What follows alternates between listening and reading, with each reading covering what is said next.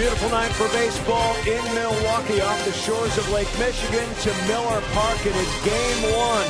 The Brewers and the Mets of a three-game weekend series, and so far the Brewers perfect 3-0 on this homestand. They were off yesterday, and let's get you caught up on the action that involves Milwaukee in the wild card chase. It was the Phillies at Houston yesterday, and the Astros surprising Philadelphia. Lowry a double, scores a run, and they were down 4-0 in that game, but come back to score 6 unanswered and win that game 6-4. Also last night, St. Louis and the Dodgers opening up a 4-game weekend series. Out in Los Angeles, Alan Craig with the RBI single in the 7th inning, and the Cardinals win 2-1 over the Los Angeles Dodgers. All right, today it's the Pirates and the Cubs. Pirates just ahead of Milwaukee in the wild card standings, but Starlin Castro a 3-run home run to lock up another victory and yet another loss for the Pirates. 7-4. Pittsburgh has lost 7 in a row. Let's get you caught up on the updated standings now as the Brewers and Ryan Braun take a little BP today in the National League wild card picture. The Brewers and the Pirates now tied 3.5 games behind. The Dodgers 2 behind. St. Louis right now, and Philadelphia still lurking. Our pitching matchup tonight, it's going to be Mike Fiers looking for his 10th win and facing the Mets for the first time, and Jonathan Neese, who hasn't given up more than 3 runs in each of his last 5 starts. All right, we're setting the table for you. I'm Craig Kashan as we welcome you back to coverage here of Brewers baseball on Fox Sports Wisconsin. We got you up to date. Right now, we want to continue to keep you up to date of the wild card race as the night progresses. A lot of key matchups to watch for tonight. As I mentioned, the Cubs already topped Pittsburgh 7-4. They have lost 7 straight. Later tonight, Philadelphia and Houston. The Astros surprising Philadelphia in Game 1 yesterday. Later on out west, St. Louis and the Dodgers just underway in the second. It's Washington and Atlanta. No score there. The Braves, though, with the 5-game cushion for that top spot in the wild card chase. And Arizona still lurking in the weeds, playing San Francisco. The Brewers trying to take care of business at home, looking for their 10th consecutive win at Miller Park. B.A. and Rock set to take you the rest of the way.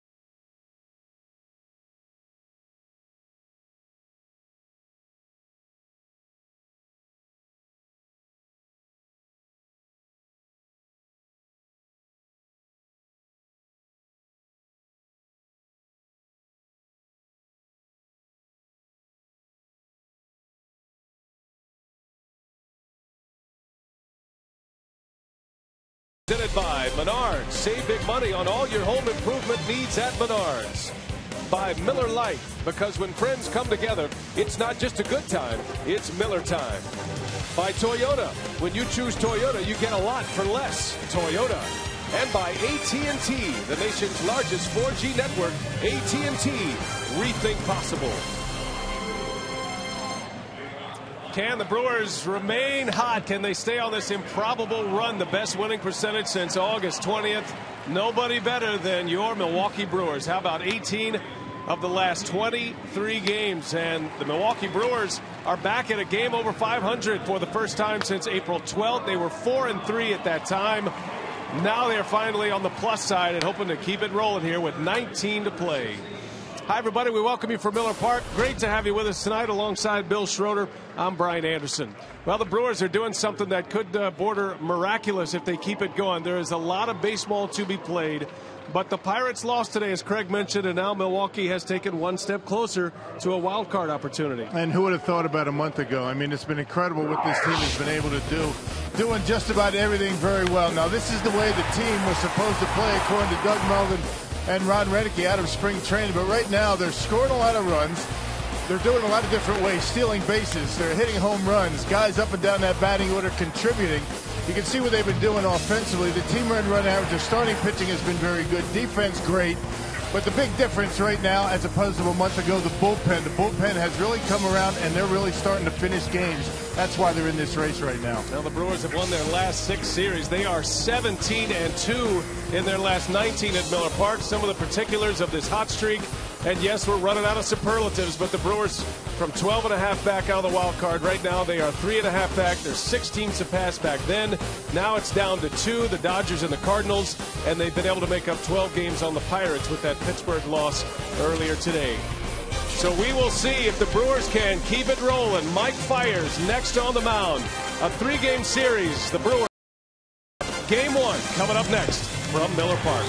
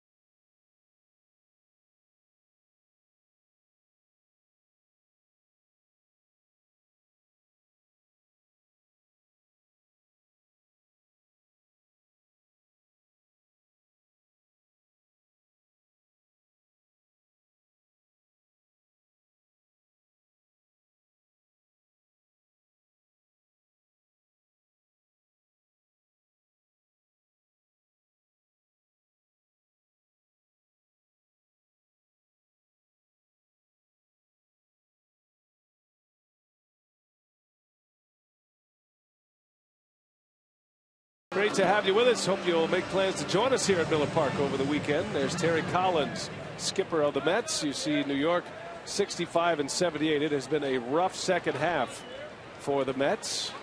Collins' club was right in it at the All-Star break. But it's been a much different story in half number 2. And they're coming off a homestand where they did not win a game. They were 0-6 on their most recent homestand. First pitch from Mike Fiers. He is up and away for ball one, and away we go tonight. Now the Brewers with a day off yesterday.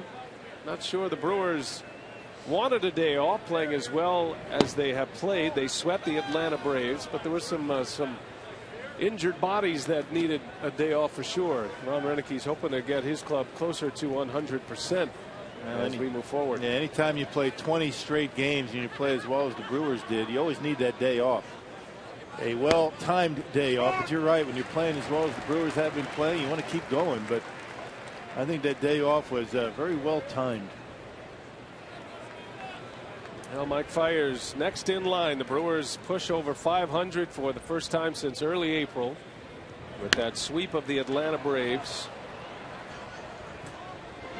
And the Brewers have won 9 straight games here at Miller Park. Here's how the Mets line up. You've met Tejada, Daniel Murphy, and then David Wright. The middle of the order is Davis, Duda, and Valdespin, with Torres, Thole, and Nice rounding it out. It's a Piggly Wiggly lineup for the New York Mets, as Mike Fiers makes his first ever appearance against the Metropolitans. Well, Mike Fiers making his 19th start of the year. He's won 3 of his last 4 starts and has a decision in his last 10, going 6-4. He's 4-4 here at Miller Park this year. Little lazy pop up, and Ricky Weeks will make the play for the out, and out number 1. So Tejada retired, and a good start for Mike Fiers. Here is how the Brewers line up defensively with Braun, Gomez, and Aoki. On infield of Ramirez, Segura, Weeks, and Ishikawa. Jonathan Lucroy does the catching tonight. Menard's Brewers defense. A 4-man umpiring crew in place. Larry Vanover will call the balls and strikes. Jerry Lane, the crew chief. Dan Bellino and Mike Easterbrook on the bases. One gone for Daniel Murphy.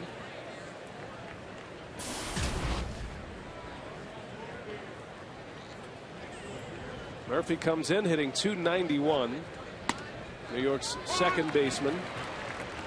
He's a hitter first, second base second player for the Mets.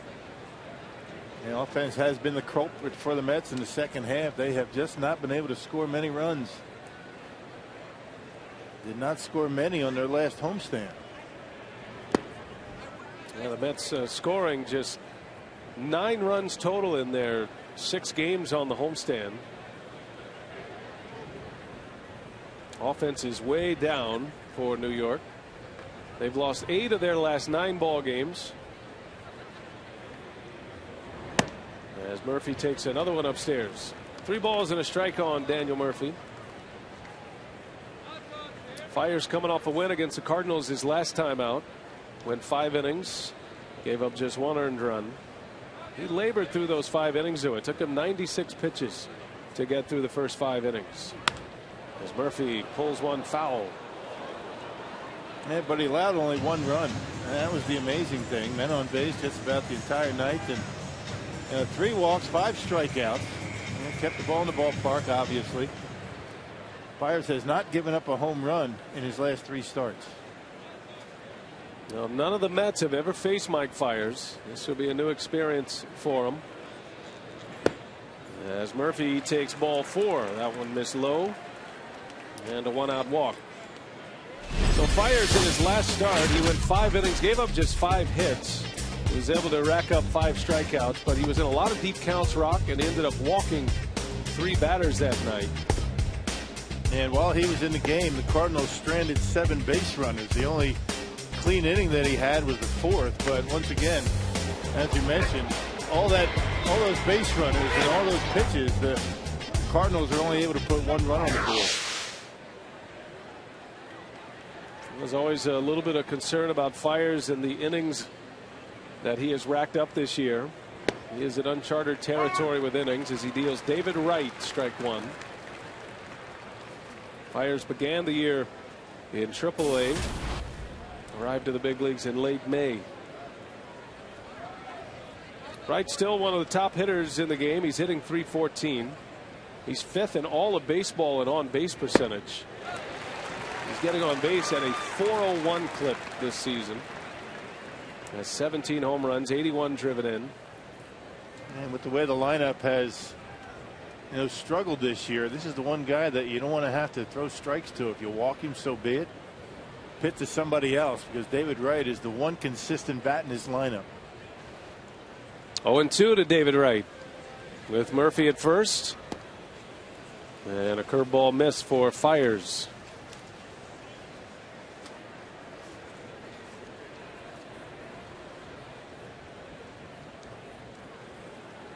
Wright has a ton of doubles this year. He and Aramis Ramirez, two of the big doubles producers in the National League. David Wright is currently third in the National League in doubles with 38. But his power has been a problem lately.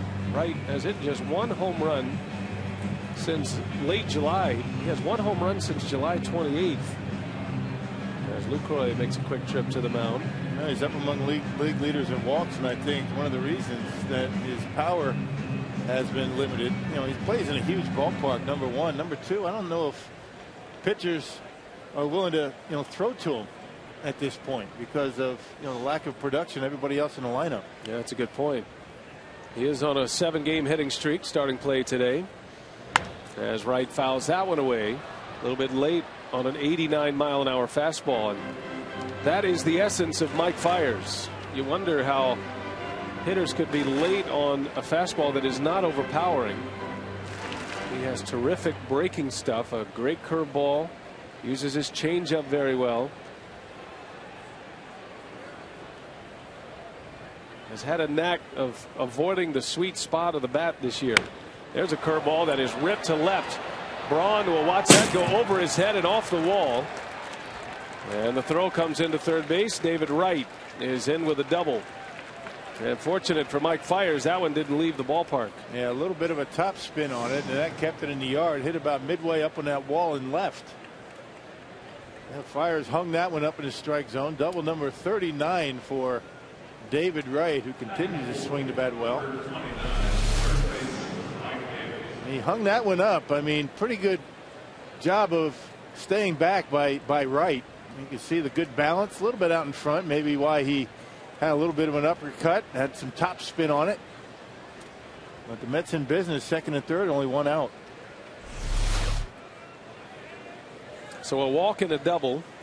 Right now second in the league in doubles. He just tied Paul Goldschmidt. And here is Ike Davis. Davis has a low batting average, but he is New York's best home run threat. He has 26 home runs this season. Davis had the day off on Wednesday from the starting lineup. So a couple of days off for Ike Davis, with a team off day yesterday, just like the Brewers.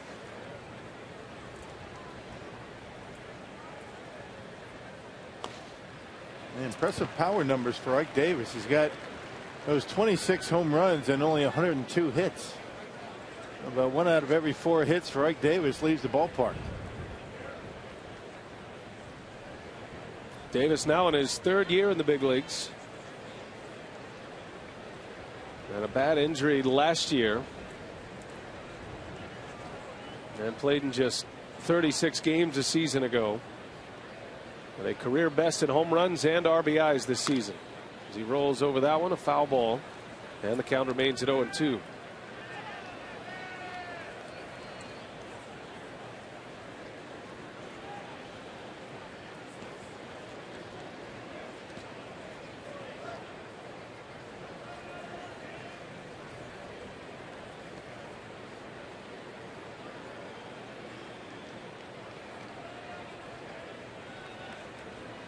Second and third for the Mets. A walk and a double. Fiers trying to pitch out of some early trouble here tonight. And a fastball high and tight.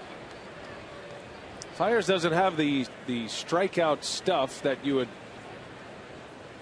typically call for a strikeout pitcher, but he does rack up the Ks, and he does so with an assortment of pitches. And one of his best weapons is a high fastball that goes in accordance with his terrific curveball. And he keeps the curveball down in the strike zone. He's able to get the fastball up in the zone by hitters. If he doesn't throw the curveball where he wants to, then the fastball becomes very hittable. Curveball rolled over, a grounder to first.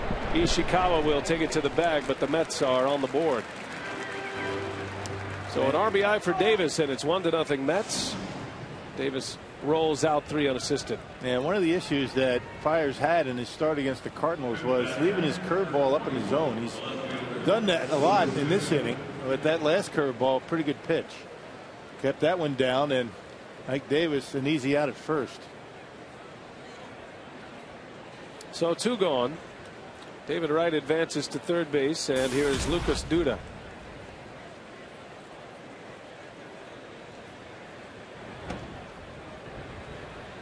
Well, the Mets thought Duda was a star in the making last year. Big prospect, had a great future.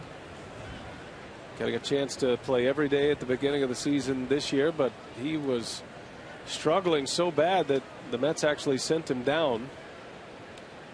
A trip back to the minor leagues this year to get his swing worked out. As Duda takes a strike. Yeah, big power to all fields. The problem is consistency in making contact for Duda. That's an issue that a lot of big guys have.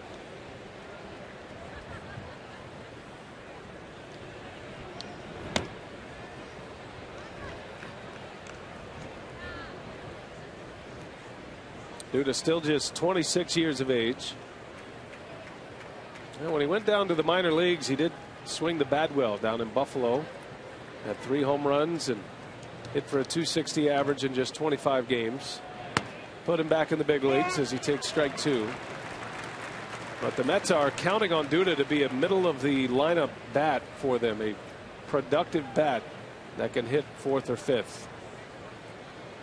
Today he's hitting 5th in Terry Collins' batting order. 2-2 pitch. And that ball's ripped right field. That is going to one hop out of here. A ground rule double. And an RBI at that for Lucas Duda. And the Mets, a team struggling to score runs. They put a 2 spot on the board in this first inning. They made a nice adjustment on. Looked like a cutter up and in. Duda, generally a better low ball hitter. Fiers tried to get him up and in. He put it there, but Duda tomahawks it right down that right field line. There it is. Maybe getting a little bit too much of the play, but not a bad pitch with 2 strikes. Not to a lefty. Normally don't want to allow their arms to get extended, and he hops one out of here. So 2 on the board in the first, and Fiers having a rough start to his night as JORDANY VALDESPIN will hit.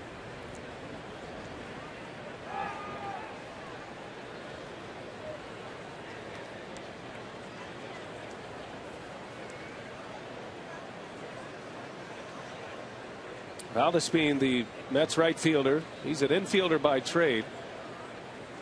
Mets are very thin in their outfield depth, so VALDESPIN has gotten some reps in right field. And he comes in hitting .244. Has 8 home runs and 26 driven in. And trying to find somebody to provide some offense. Putting infielders in the outfield, just trying to get something going. This guy's been up and down between the big leagues and the minor leagues 5 different times this year. He has worn out that path between Buffalo and the New York Mets.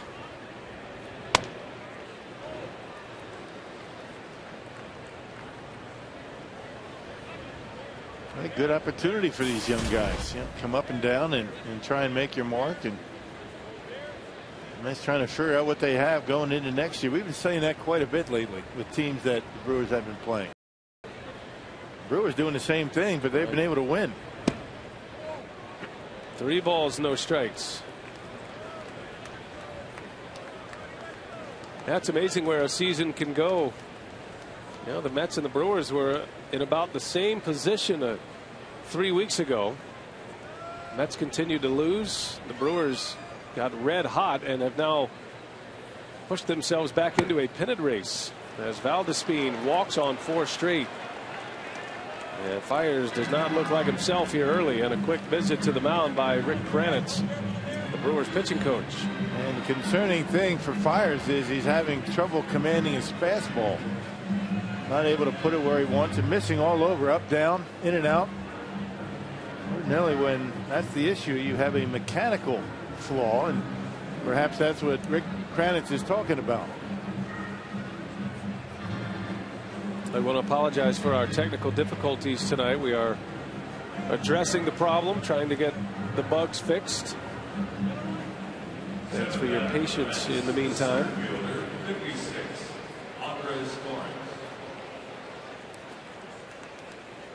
In full uni up there, Rock. Going old school. It looked like a fantasy camp outfit going on. There's 8 of them I counted. Maybe the 9th is out getting beverages. Full team up there. If there's just one missing and he's in, then that would be 8 men out, right? Good one. There you go. There's another big group in full uni. There's ball 2. 6 consecutive balls delivered by Fiers. A control pitcher. Not a good sign early. 2 runs are in on 2 hits and a walk. It's been 2 walks in this inning, actually. And a 33 pitch first inning at this point. Little tapper to the mound. Andres Torres is retired, and the inning is over. A rough start for Mike Fiers.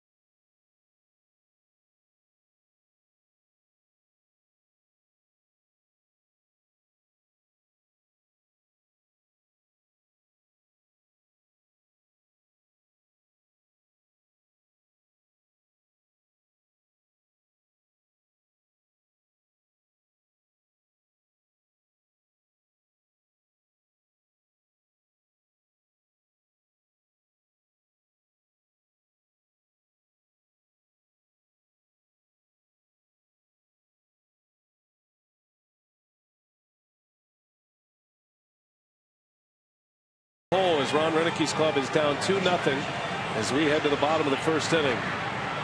And Renick's Piggly Wiggly batting order tonight. Aoki leads off. Ricky Weeks, then Ryan Braun. The middle of the order is Aramis Ramirez, Jonathan Lucroy, and Carlos Gomez. Travis Ishikawa, Gene Segura, and Mike Fiers rounded out. And that will be the batting order that faces Jonathan Nice. He's been one of the Mets' best. Has gotten very little run support, so the record you have to throw away. He's 10-9, but the ERA is stellar at 3.47. Yeah, and he's a strike thrower. And the amazing statistic for Nice, you know, the walk totals. Hasn't walked more than 2 batters in 17 straight starts, and that's a New York Mets franchise record. He's been outstanding. The other flip side, he's given up a career high 21 home runs. And Nice is a ground ball pitcher by trade, or has been. He made his major league debut right here in Milwaukee. That was back in 2008. And he is a stalwart of the rotation now for the Mets, and especially moving forward because Nice just signed a 5-year deal back in April that will keep him in a Mets uniform. And if you're trying to build a rotation, a young left-hander who throws strikes and takes the ball every 5th day is a pretty good place to start. As Aoki lines one to center field, and the Brewers have their leadoff hitter aboard. The Mets defensively, they've been a much better club since the All-Star break. Lucas Duda, Andres Torres, Jordany Valdespin in the outfield. Then you've got David Wright, a Gold Glove third baseman. Tejada and Murphy up the middle with Ike Davis at first. Josh Thole does the catching. And Nisa on the mound, a very athletic pitcher. David Wright having another Gold Glove caliber season this year at third base. And you have a series between Ramirez and Wright, two of the top candidates for that award this year. David Wright with 10 errors and Aramis Ramirez with 6. Both of them have the offensive credentials to win the award. Wright already has a Gold Glove. Ramirez does not. Sometimes that matters as well for the voters. Ricky Weeks hitting .230 to start play today. It was Weeks and Ishikawa who had the big games on Wednesday night. Weeks hit a 3-run home run that gave the Brewers the lead. Ishikawa had a 3-run double as part of an 8-run inning for Milwaukee.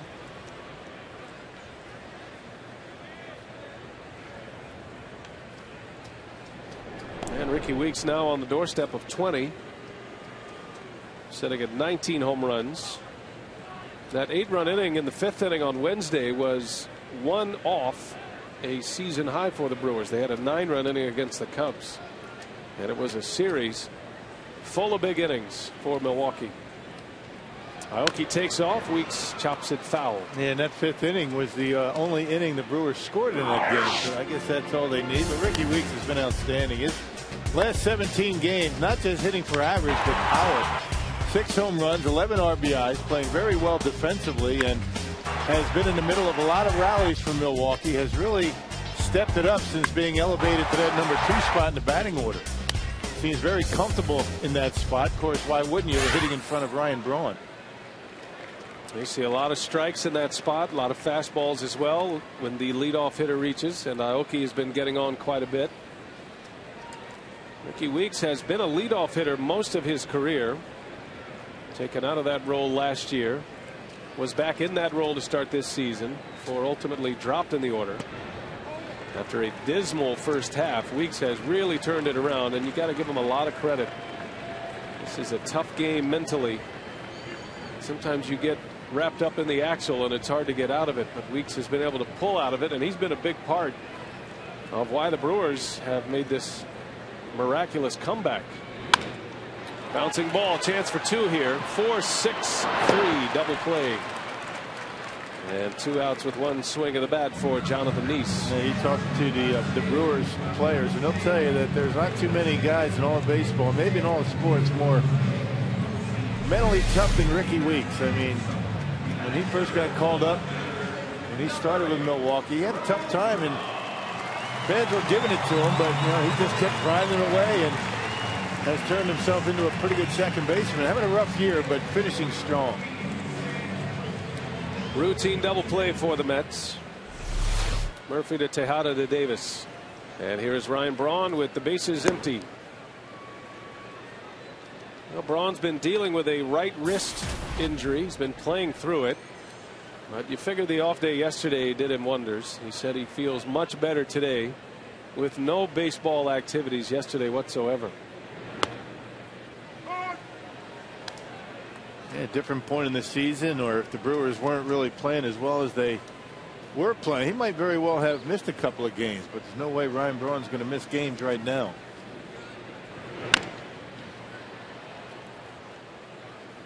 Ryan Braun checks in with a .310 batting average.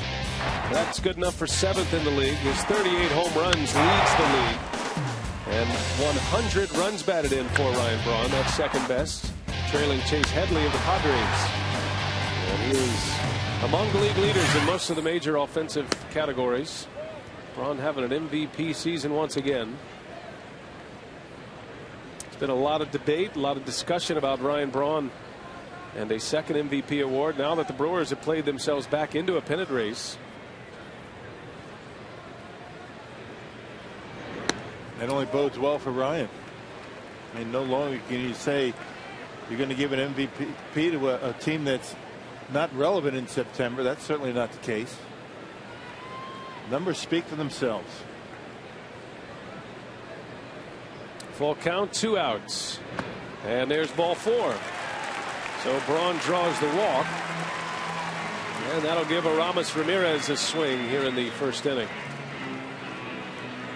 Hey, John Neese, not a guy that's going to overpower anybody. Talk to Johnny Nairn about him and what he tries to do. Fastballs, cut fastballs. He'll throw a curveball once in a while and a changeup. He's going to go right at you with his hard stuff. Fastballs, cutters. He locates them pretty well.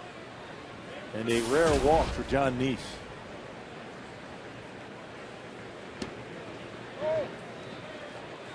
Ramirez continues to roll at the plate. He's hitting .296. 23 home runs. He has 91 runs batted in. He's been a player that is living up to his media guide, the statistics on the back of the baseball card. Pencil him in for 25 to 30 homers every year. 100 runs batted in. He's on a pace to do that once again. Media guide doesn't lie. That's a that's a great line. First time I heard that, Dale Swaim a couple years ago. A player is what he is, and whether he starts consistent throughout. When you have the years under your belt like Aramis Ramirez, that's pretty much what you're going to get. We'll see what he's done his last 3 years. How about that for consistency? Last year with the Cubs, he was the Silver Slugger Award winner at third base, given to the best hitting third baseman. 26 homers, 93 driven in. And he's right on that pace. Ramirez is 34 years of age, and I suppose at some point a slow start early is going to continue, and he won't get out of it, but he's just stepping into the prime of his career as he bounces one to short, and the side retired. Brewers get a hit and a walk. They come up empty against Neese in the first.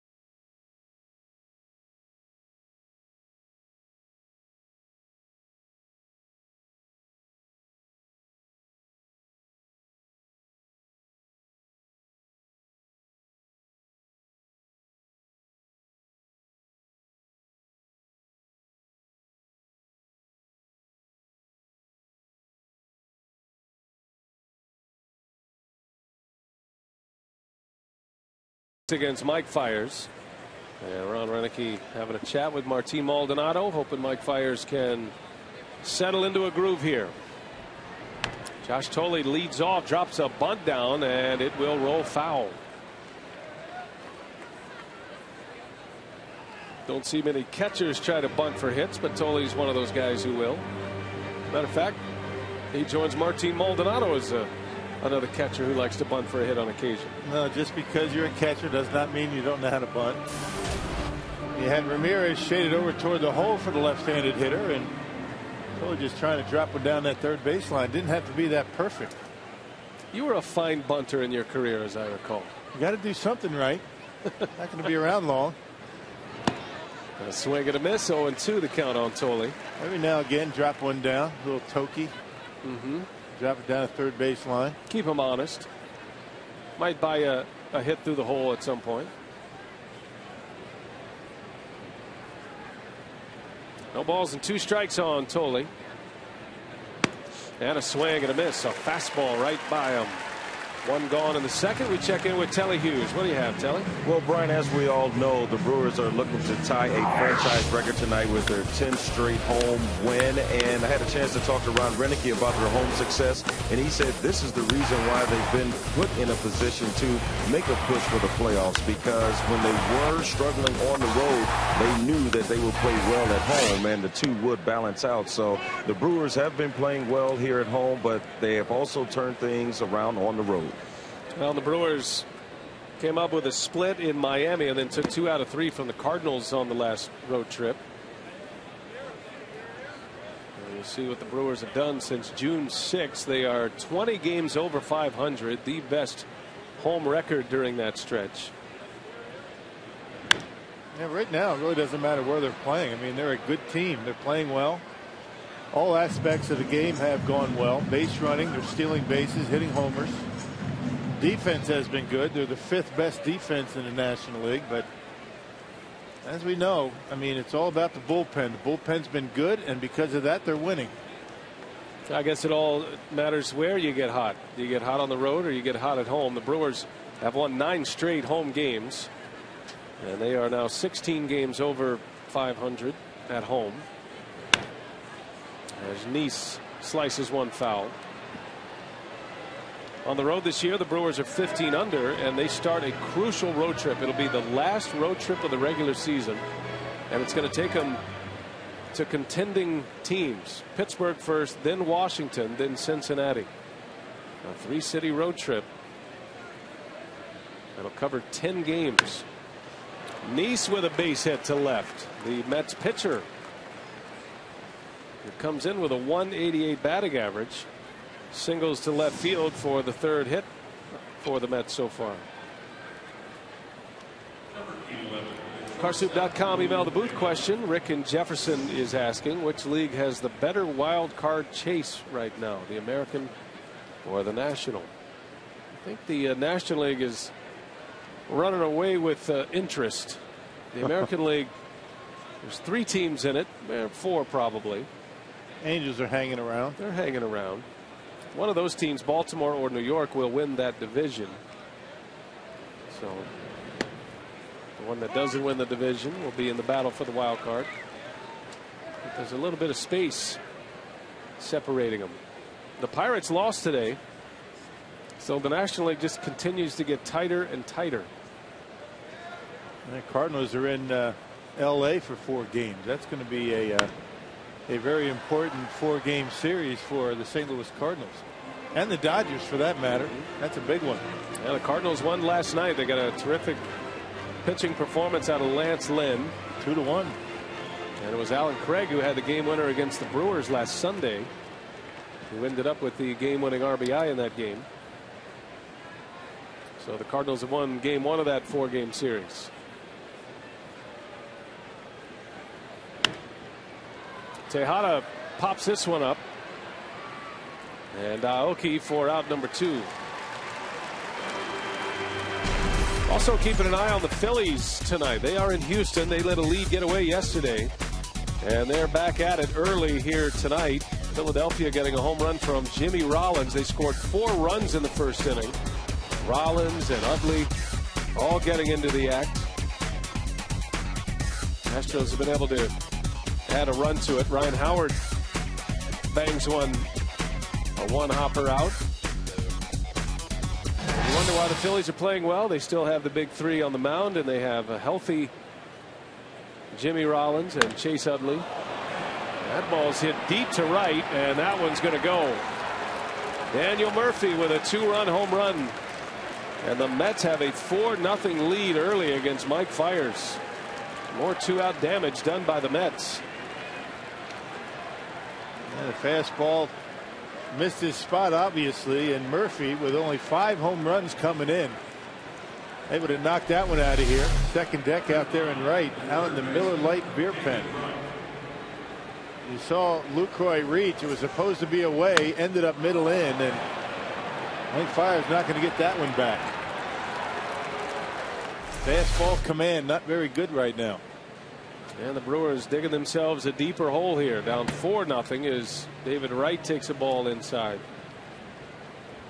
Murphy doesn't hit many. That's only his 6th of the season, but there was no doubt about that one. The Pirates had gone 4 or 3 starts without giving up a home run. But his last 2 starts, the walks have been up. He's walked a combined 7 batters in his last 2 starts before tonight, which is very unusual for him. David Wright into right field. Playable for Aoki. And the side is retired, but the Mets put 2 more on the board. 4-0 New York as we head to the bottom of the 2nd inning.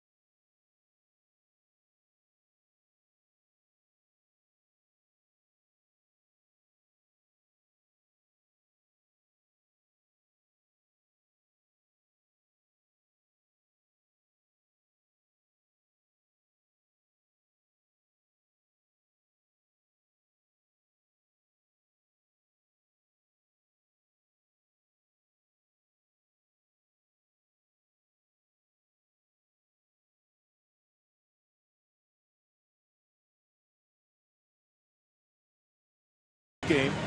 We'll get an Aramis Ramirez bobblehead courtesy of Wild Impact Marketing. For tickets, call 414-902-4000 or visit Brewers.com. Expecting to be beautiful here tomorrow for the ball game. Or I should say Sunday.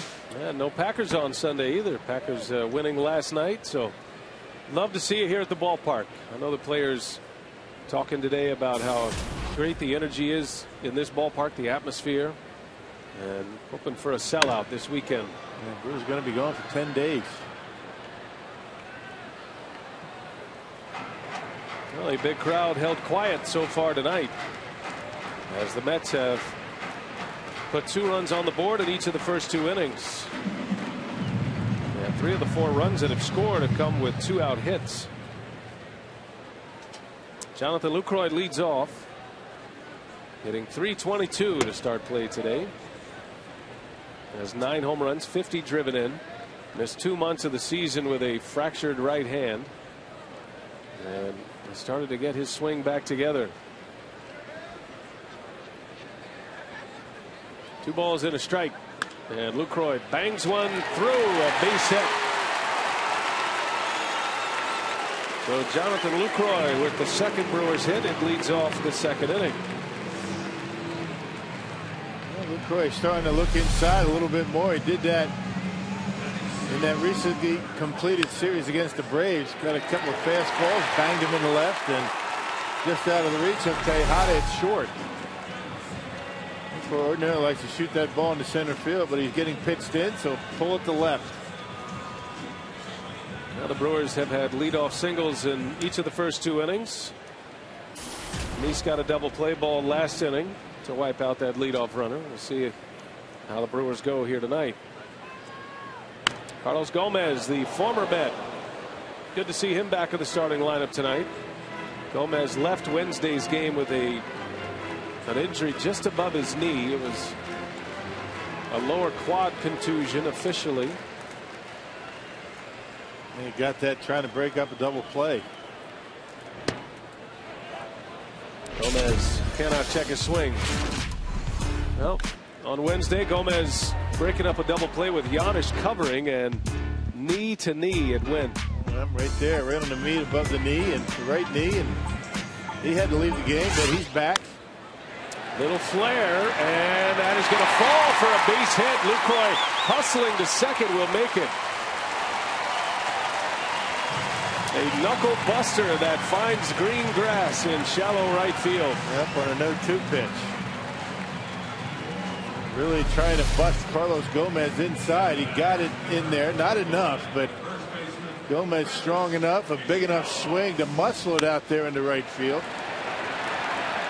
Murphy, it looked like crazy looking play because he actually pulled the glove back a little bit as he got there.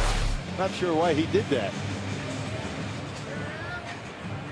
Yeah, Lucroy was in no man's land, and I think once he pulled the glove back, Lucroy was able to read it a little better. He took off, and that might have been what allowed him to make it to second base. I wonder what would have happened if he kept that glove out and kept running. Here's Ishikawa now. Swing and a miss. Let's take another look here. Check him out as he gets out there. Kind of just pulls the glove back. Not sure what he saw or what he was trying to do.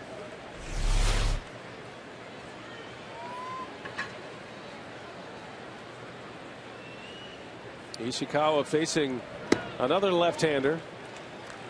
Isn't it ironic that the moment Corey Hart goes down with an injury, the Brewers are facing all of these left-handed starting pitchers, right, forcing Ishikawa to match up against the lefties. But you got to give him credit. He has swung the bat well against these left-handers. He had a big hit on Wednesday night against Paul Maholm, a 3 RBI double that broke the game open. And Mike Minor, a left-hander, started in that Braves series. You had Maholm and now John Neese. He's done a very good job at the plate as a starter. Hitting over 300. Lays off a tough pitch. 2-2 on Ishikawa. Tonight, Ishikawa making his 22nd start. And in those 21 previous starts, a .309 batting average, 4 home runs, 16 runs batted in. And he gets the playing time as Corey Hart sits. 2 on, nobody out. Ishikawa flares one foul. You might remember Ishikawa had a big moment against the New York Mets back in May. He got a start. He went 3 for 4, hit a couple of home runs. Drove in 5 RBIs. Ishikawa has just 4 home runs all year. 2 of them came in the same game against the Mets on May 15th. And not an easy ballpark to hit opposite field home runs. .324 hitter with runners in scoring position. A foul tip in and out of the mid of THOLE.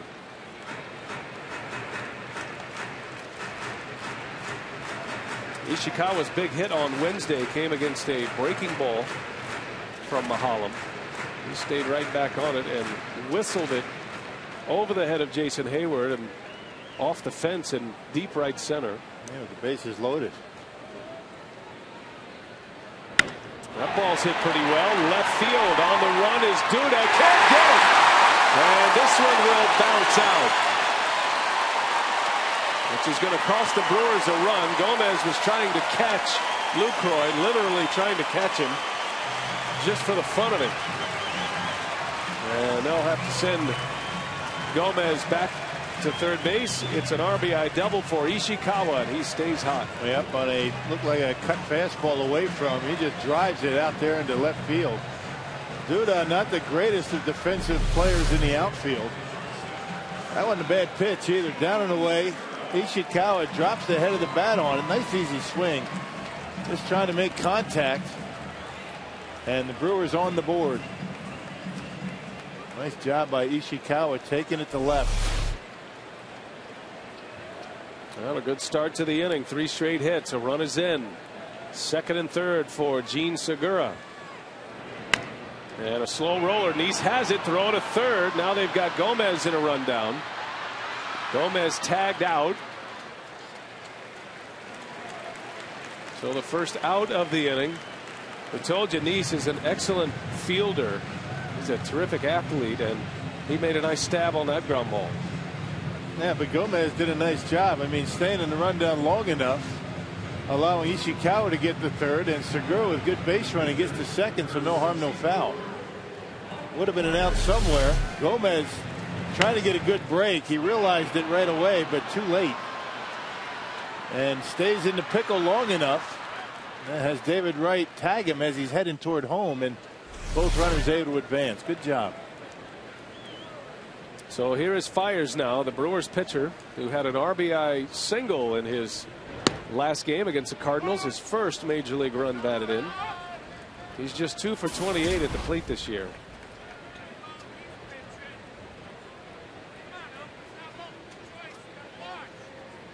You wonder if Renicky might put a bunt on here, might put a squeeze on.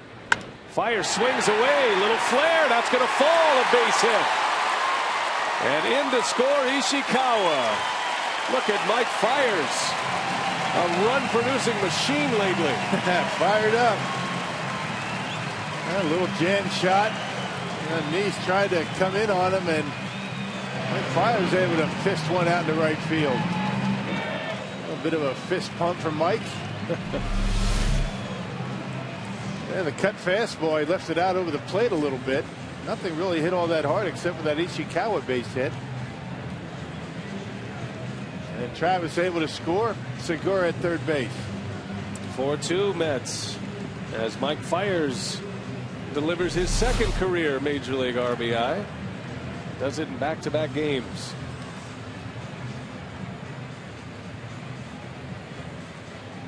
Dan Warthen, the Mets pitching coach, out to have a word with Nice. Segura with great speed at third base. And Fiers at first. Obviously he hasn't been on much. Bit of a liability on the base paths. And he doesn't have great speed or very good instincts out there. So station to station, Mike. First and third, one out for Aoki.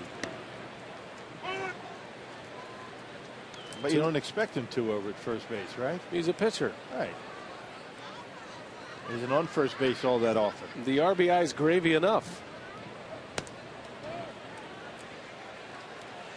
Aoki stepped out. He asked for time. That doesn't mean you're granted time. He stepped out and pitch counted. Should be 1-1. And now Aoki wants to make sure. Yep. 1-1, says Larry Vanover, in any language.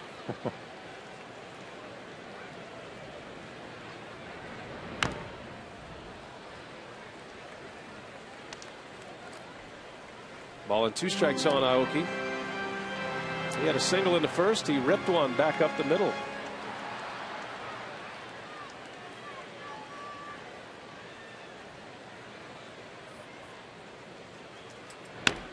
And a little bouncer, backhanded by Wright, throw to the plate, and it is in time for the out. A nice throw by David Wright. You can see why he's a Gold Glover. Got it on the backhand. Good jump from Segura, who's got great speed. Off and running right away. A sidearm toss right on the money to Josh THOLE, and Segura's an out at home plate. That was a nice throw. Yeah, Segura runs well. He got a great break, but an excellent play, and they just got him. So 2 men are out, and here is Ricky Weeks. 4-2 Mets. Brewers have scored twice in this inning as Weeks takes a strike. Segura has to run on that ground ball. You have to stay out of a double play. So your instincts are to take off with the ball on the ground like that. And took a perfect throw, and that's what David Wright gave to his catcher. A perfect throw.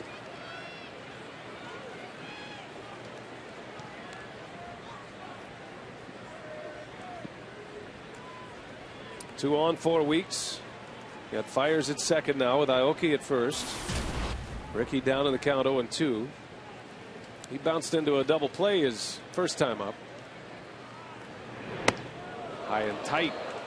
Buzz the tower does Jonathan Neese. It's 1-2.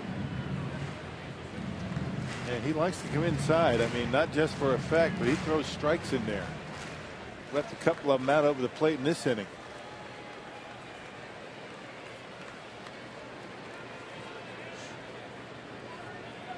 Weeks had a 3-run home run on Wednesday. Gave the Brewers a lead at the time. A long ball here will give Milwaukee the lead.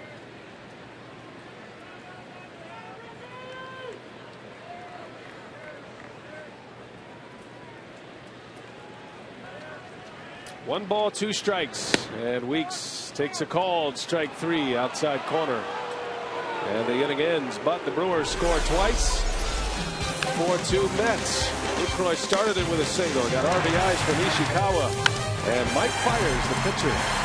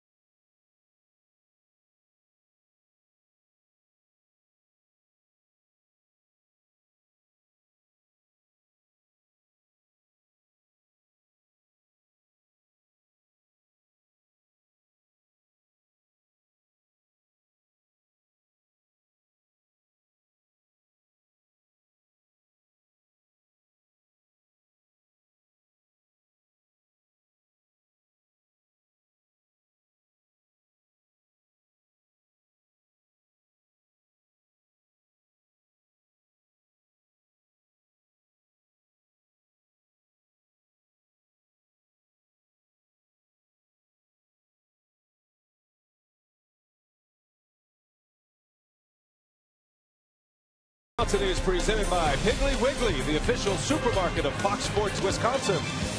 By Ho Chunk Gaming Wisconsin, your ticket to more. And by Marshfield Clinic. Don't just live, shine. Back at Miller Park, Brian Anderson with Bill Schroeder. You know us, and you're soon to know this man right here, Hunter Morris, the Brewers minor league player of the year. He was the MVP of the Southern League, played all year in Huntsville. And welcome to Milwaukee. Welcome to the booth. We saw your name pop up on the draft board a couple of seasons ago, and you're now on the doorstep of the big leagues. Congratulations on a great season. Thank you very much. Thank you for having me tonight. Tell us about your season in Huntsville. Looked like you got off to a great start and kept it that way. You know, it was one of those things. I felt like I was able to stay consistent, you know, pretty much the whole year, which is kind of where I'd struggled the last couple of years. Is, you know, have a stretch where I swing it really well, and then have a 2-week slide where, you know, it just kind of all falls apart, and then I got to try to figure it out again. Didn't really have that problem this year. You know, stayed consistent and kind of accumulated into a great year. Let me give you some of the numbers here. 303 average, 28 home runs, 113 runs batted in, and played an excellent first base as well. Had just 6 errors all season. Have you played any other positions other than first base, or is that where you've been your whole career? I'd say probably 95% of my games have been played at first base. Played a little bit of left, a couple of games in right, and a little bit of third base over the last couple of years, but that's about it. Yeah, good pop, good batting average, big RBIs. What possesses a guy to have those kind of numbers? MVP. to continue to play in the Arizona Fall League? I mean, maybe a little bit of rest might be in order. Tell us about that. There's always things to work on. And with the adjustments that I was able to make defensively this year, I think it's important for me to go and continue working on, that part of my game as much as the offense. The competition out there is second to none, and certainly can use the at-bats against that quality of pitching. Anytime I can get it, I'm all for it. Hey, we talk to a lot of the folks, Doug Melvin, and the thing that impressed them the most about you this year was certainly the offense, but the way you improved and how hard you worked on your defense over at first base. It was a everyday thing. I think out of the 140 games that we played this year, probably 130 of those days at least, I was out, for early work, if for nothing else but defense, and that's where my focus was as far as trying to make a big jump. Again, I think offensively, the glimpses had been there the last couple of years. Just a matter of staying consistent. I think that comes with the maturity and just the seasoning of the minor leagues. But defense was something I needed to make a quick adjustment on. And that's not easy to do. I mean, that's boring work, right? I mean, taking BP, that's a lot of fun, but taking ground balls day in and day out, that's... Well, it got to be fun. Right.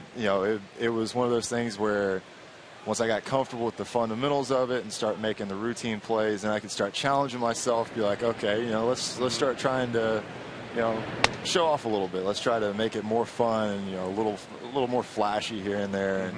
And then once it got back to game time, tone it down and just make the routine play. Visiting with Hunter Morris out of Auburn, War Eagle. 2010 draft pick, and went to single A, went to the Midwest League last year in Brevard County in the Florida State League, and then this year in Double A at the high level. You start to get to Double A and Triple A, then that puts you on the doorstep. And I know you're certainly looking at that picture as every minor league player does, and as you try to put it out of your mind. But you put up numbers like that and you do it at a high level, it has to cross your mind. How do you avoid falling into that trap? Everybody just the last month or so of the season was asking me, are you going to get called up? You're going to end up in Milwaukee. You're going to do this or that, and that's not what I'm. That's not my focus. My job is to go out and play and continue to work hard and let the rest of it take care of itself. I can control how I work and how I play, and the rest of it is just a matter of time. Cool story for Hunter. He played his entire season in Huntsville, and you're from Huntsville, so you actually got to play at home this year.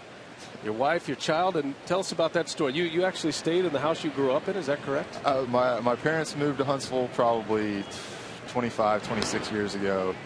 The first house that they lived in, they ended up buying, have owned it since then, and lived there till I was about 6 months old. House that they brought me home from the hospital to. Lived there till I was about 6 months. Moved across the street.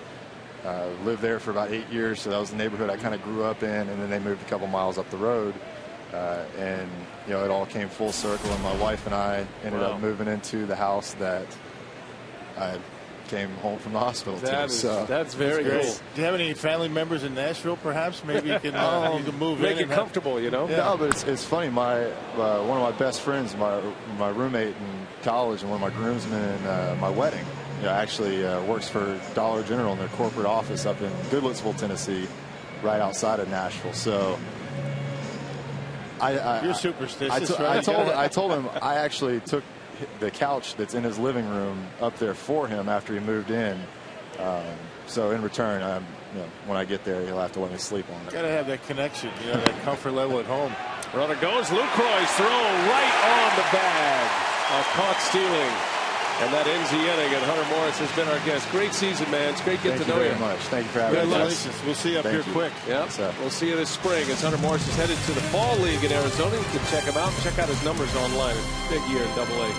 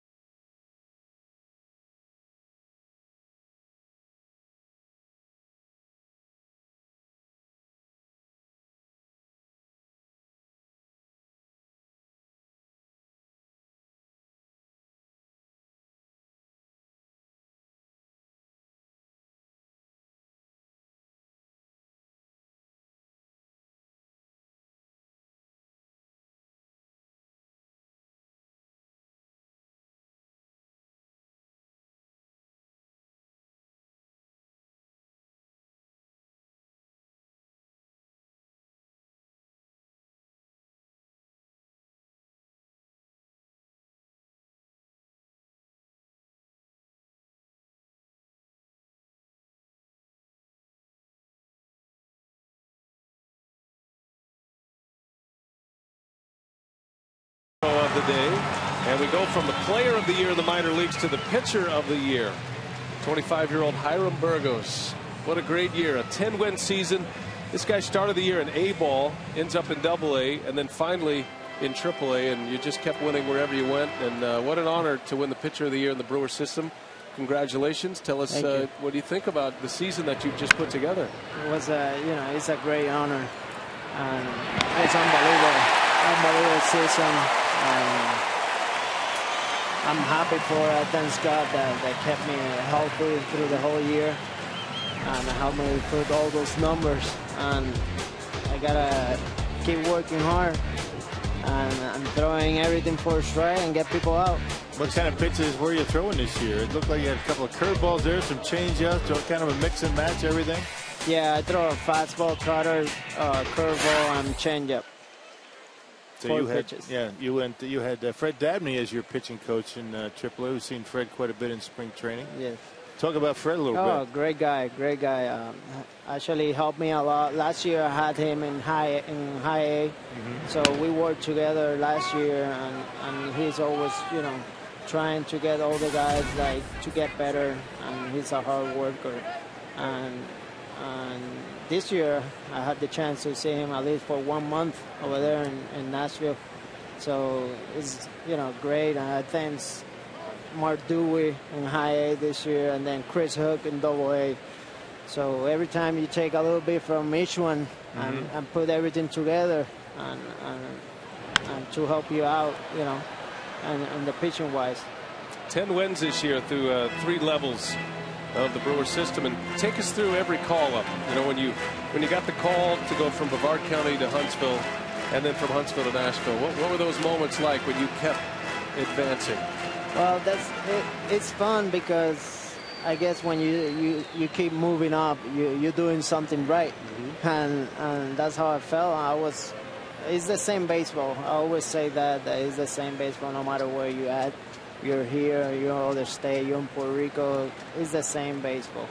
So I was trying to just move up, and then I had some goals on my mind set up, and I guess I passed all of them. I keep putting goals on my mind, and setting goals, and if we keep going through it, we're gonna try to just, here.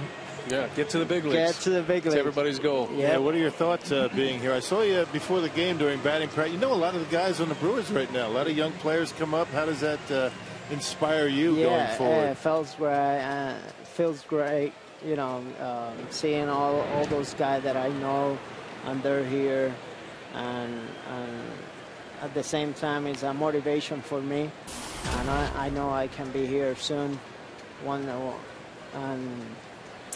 And those guys are great, and they treat me like professional, and this is a job.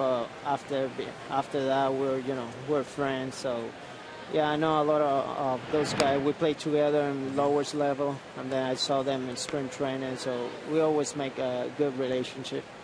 Well, Hiram is from Puerto Rico, and I understand you've been throwing. You're continuing your throwing program. Now, you threw a lot of innings this year. Tell us about why you're continuing to throw. I mean, is there a chance that the Brewers could call on you, or are you just staying sharp just to stay sharp for some reason? Actually, I always have a good work ethic. I keep working hard. And right now, I was down there in Arizona working out and throwing my bullpens. And I threw a live VP too, so staying ready. I think tomorrow we're gonna throw a bullpen section here during batting practice. So I gotta keep, stay ready. Keep going. Anything happens, I gotta stay ready. Well, we look forward to seeing you tomorrow. Thanks for joining us, Hiram. Congratulations on a great year. Thank you. Hiram Burgos.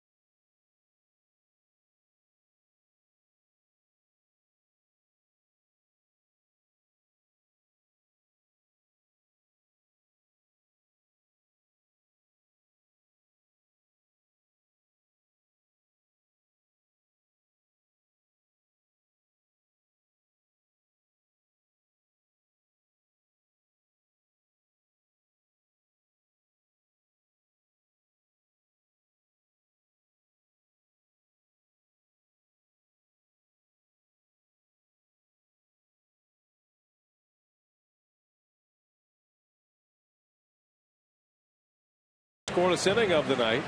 A lot of offense early in this one. The Mets scoring a pair of runs in the first 2 innings. The Brewers scored twice in the second.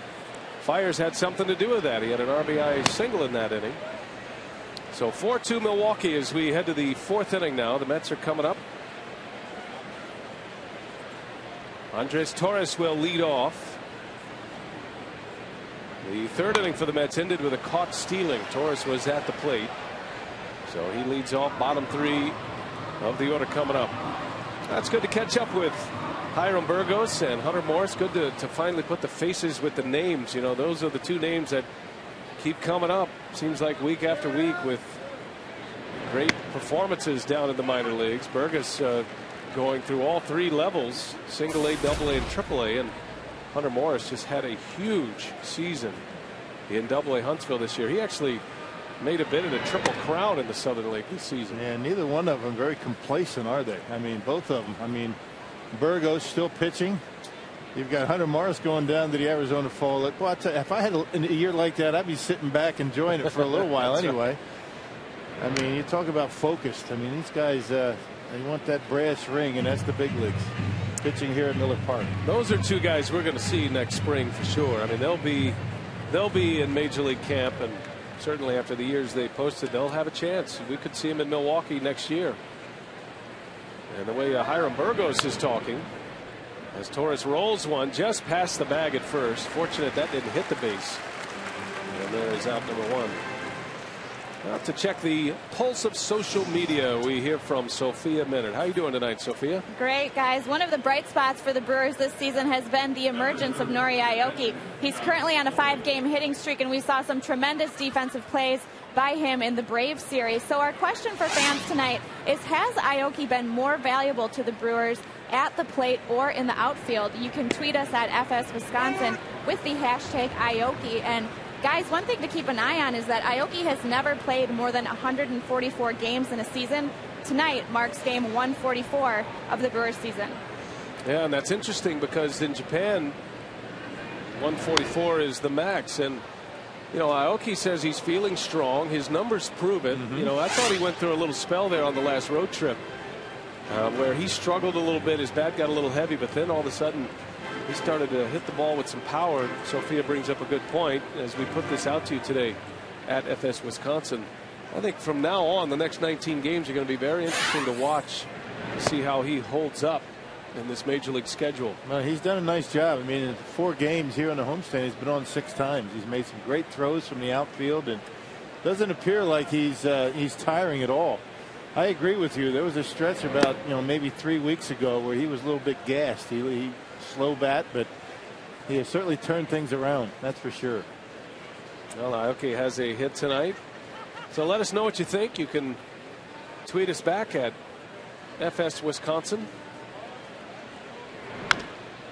Bouncing ball out to second base, and Josh Thole is retired. 2 up and 2 down here in the New York Mets 4th inning.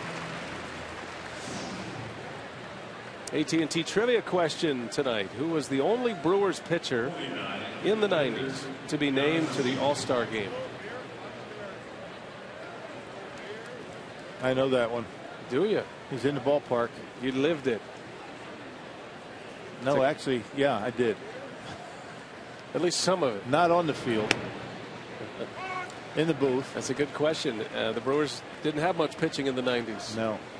No all-star caliber pitching anyway, except for this one gentleman. There wasn't much going on for the Brewers back in those days. My, how times have changed. Here we are in front of about 35,000, maybe 40,000 tonight.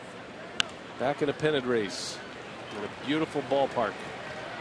And Mike Fiers retires the side in order. So 2 scoreless for Fiers, 4-2 Mets.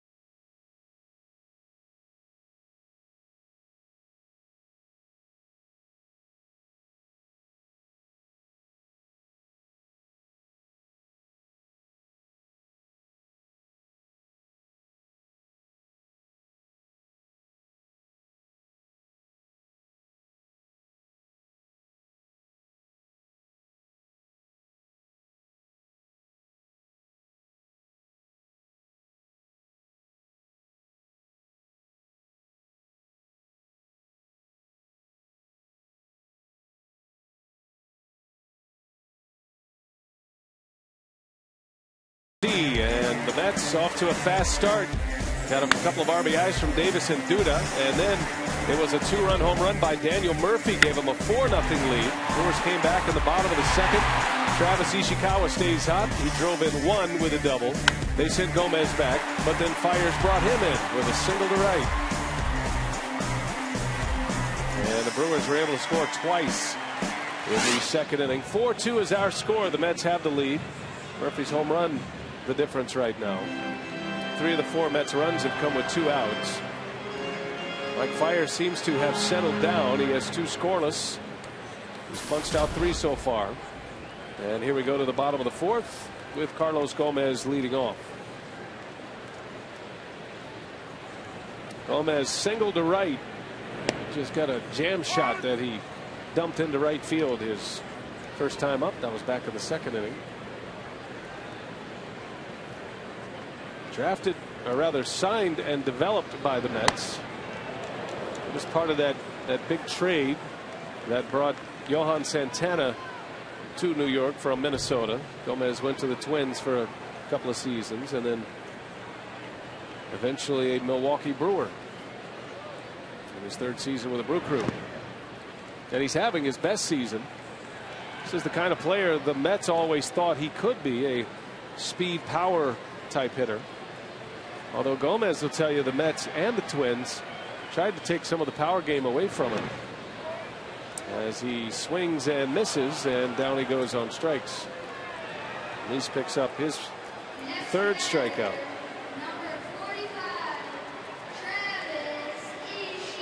Now don't forget, tomorrow the battle for baseball's postseason heats up. It's the Rays and the Yankees, both teams fighting for the wild card title, the AL East title.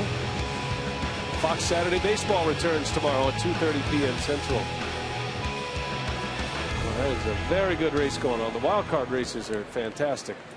And the best division race going on in baseball right now is in the American League East with the Orioles, who won in walk-off fashion yesterday, tied with the New York Yankees. Yeah, all the divisional races are pretty much over in the National League with the Nationals, Cincinnati, and San Francisco. But the American League pretty tight. All 3 races are still up for grabs. Got the White Sox and the Tigers duking it out for the Central Division title. Sox are in Minnesota tonight, while the Tigers are in Cleveland and they have a lead. Matter of fact, Detroit up 4-0 with Justin Verlander on the mound. Rays lead the Yankees 4-2 in the 7th inning. Baltimore is out west tonight. They'll play Oakland a little bit later. Baltimore 19 games over 500. Having a great year. Ishikawa rips one to first right at Ike Davis for out number 2. Hey, come out to Miller Park and cheer on the Brew Crew as they take on the New York Mets this weekend. Good seats are still available, and I mean good seats. You know, seats that ordinarily are not available in the ballpark. They are available, so come on out. In every section. Right. Call 414-902-4000 or visit Brewers.com and let baseball know that the Brewers are in a pennant race, or at least a wild card race. Amen. Well said, Rock. They're expecting good crowds already. I was visiting with Tyler Barnes before the game today, and Tyler said they're expecting good crowds Saturday and Sunday, but we'd like to take those crowds from the 35,000 range, which is outstanding, up to a sellout to really get Miller Park jumping for the weekend. And the Packers played yesterday, so they're not in action on Sunday. Got the Aramis Ramirez bobblehead day Sunday, the all-fan giveaway. Come out and join us. We'd love to have you here. And not many home games left for Milwaukee. Great crowd on hand tonight. The Brewers have just one more homestand after Sunday. Just 6 more games. The Padres and the Astros will be the next team in.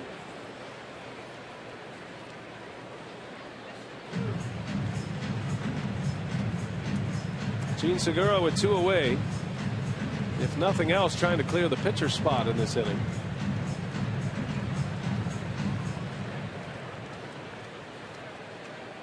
Segura played with both Hunter Morris and Hiram Burgos this year. Well, they were all at AA Huntsville at one time.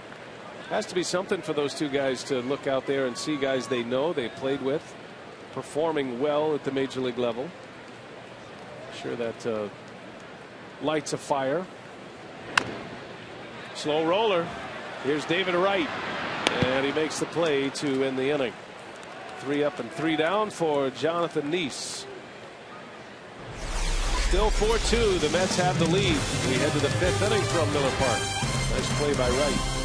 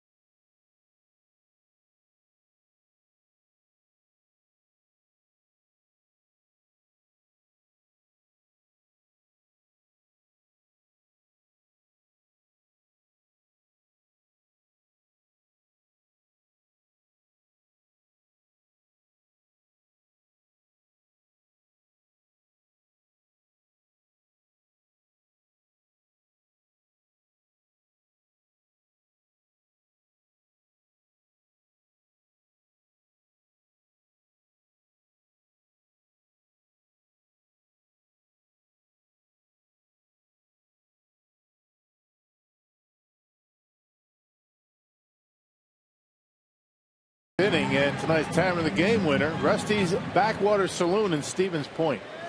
If they call the Brewers in the next 24 hours, they get 40 Miller Lite beer pen tickets. This offer courtesy of the Tavern League of Wisconsin and Miller Lite. 5th inning from Miller Park. Brewers Mets tonight. Game 1 of this 3-game series. Brewers coming off a sweep of the Atlanta Braves. The Braves swept the Mets prior to coming to Milwaukee. And then the Mets kept on losing. As a matter of fact, the Mets have dropped 8 of their last 9. They've lost 6 straight. Lost all 6 games on their homestand. A team that was 4.5 back of the division lead at the All-Star break. They were right in the picture. Tejada swings and lines one to Braun for out number 1.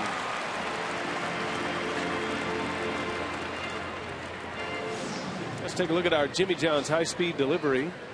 Jonathan Neese, the left-hander, topping out at 93. Fires at 90. It's about where he normally is. 90, 91. He's pretty much been all year. I mean, cutters at about 88. It's all about the curveball, though, for Mike Fiers. He's starting to throw much better. The last couple innings, last 3. There's a good hook in there for a strike.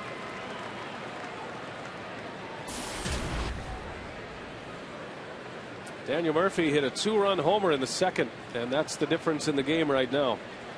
Came with 2 outs. Right off the end of the bat. Weeks backhands. One second baseman to another. 2 up and 2 down for Mike Fiers. Hey, come out to Miller Park on Sunday, September 30th as the Brewers take on the Astros. Everyone's a winner, as all fans in attendance receive a scratch-off card revealing great prizes. Visit Brewers.com/fan appreciation for details. 2 outs for David Wright, who doubled and scored in the 1st inning.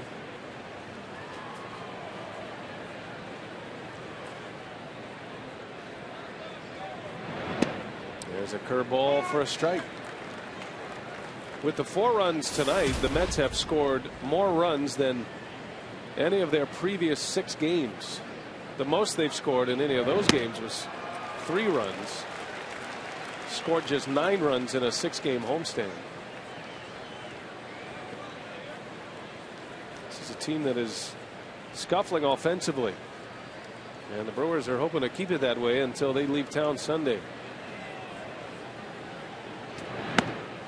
Did he go? They'll ask. No, he didn't, says the crew chief Jerry Lane.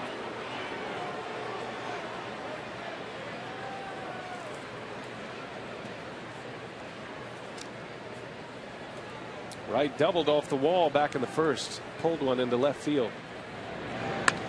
And he rips that one down the left field line. That is fair.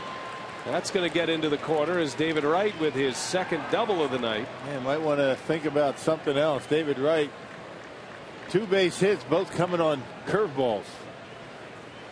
And just sitting back and just hammering that curveball down the left field line. He hammered one in the first inning off the left field fence. Check it out. Apparently looking for it. It was down, but it was in. That's not where Fiers wanted it. Well, he looked like he was sitting on that pitch and hammers it down the line and left. 2 doubles on curveballs. He got an out on a fastball.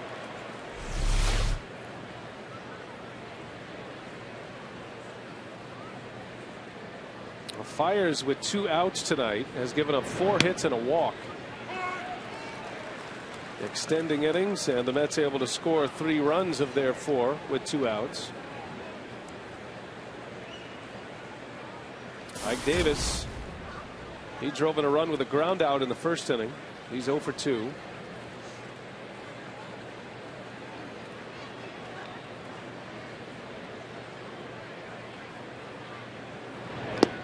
And a swing and a foul tip right into the mid of Lucroy, and it's 0-2 on Davis. Davis had a brutal ankle injury last year. Played in all but 36 games. It was reported this spring that he had contracted valley fever. But if he did, it didn't have the effect on him that it had on Connor Jackson and some other athletes who have gotten valley fever. He's been able to play most of the year. That's a very scary illness. That's a serious thing. It is. There's an NBA player by the name of Johnny Moore, basically ended his career in the NBA.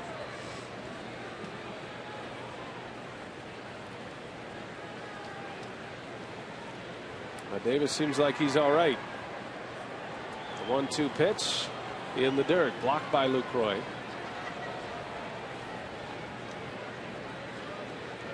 Mets were always hopeful to get Davis back last year. They kept waiting and waiting and thought it was going to be, you know, maybe 2 weeks, 3 weeks with that ankle injury, but he never could return to the field.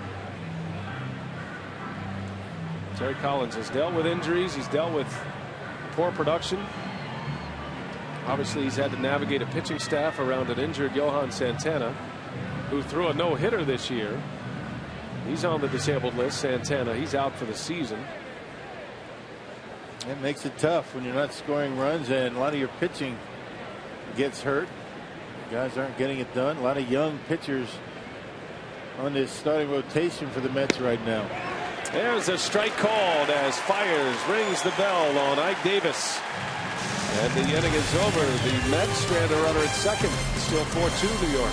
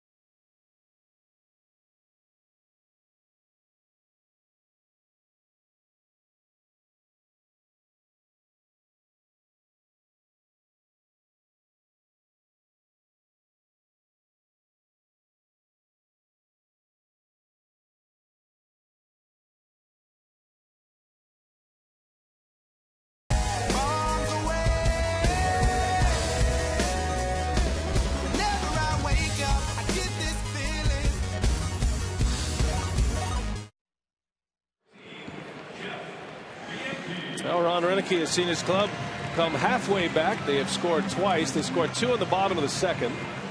And a 4-2 Mets lead as we head to the home fifth. It'll be Jeff the Yankee to lead off. He'll hit for Mike Fiers. And he drops a bunt down foul. So Fiers is done after 5 innings. Fiers able to rally though, Rock. He gives up 4 runs in the first 2 and then post 3 scoreless frames. Yeah, nice comeback. Really was. It's kind of what he did. It's kind of what he did in that Cardinals game where he kind of struggled. He only gave up the 1 run, but struggled and started to get his stuff back. Well, now we'll see if the Brewers can come back and cover him tonight. If nothing else, he gives Renicky some innings and allows him. Not that Renicky doesn't have plenty of relievers available, but anytime a starter can, take you through the middle innings or take you to the middle innings, you still feel pretty good about it. I think Renicky likes where his club is right now as far as the days off go. He has plenty of arms down there, and then the Brewers have a day off on Monday as the Yankee strikes out for the first out of the inning.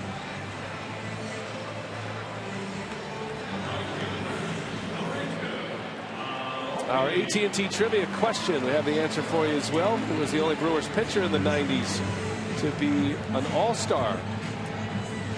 And if you guess Ricky Bones, then you're dialed in. 1994, he was an all-star, the year the World Series was canceled. Bones now the bullpen coach here with the New York Mets. Yep. Yeah, Ricky, a control pitcher, didn't throw hard. Spotted the fastball, kept the curveball down. Occasional changeup. How was that for a scouting report on Ricky Bones? Nice. Bringing that one out from the old school. What was that, the MSC days? I think so.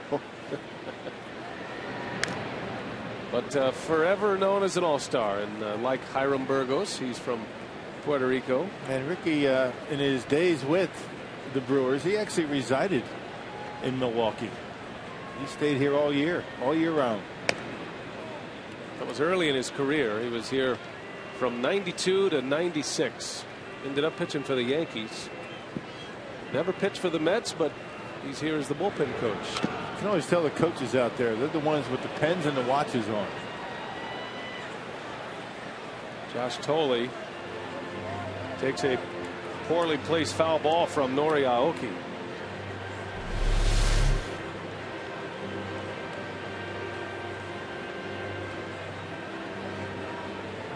He's going to need a minute. Yeah.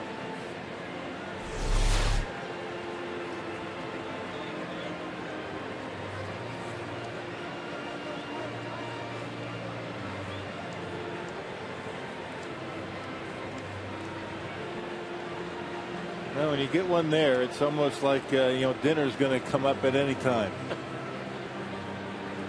Just trying to give him a second to make sure he's going to be all right.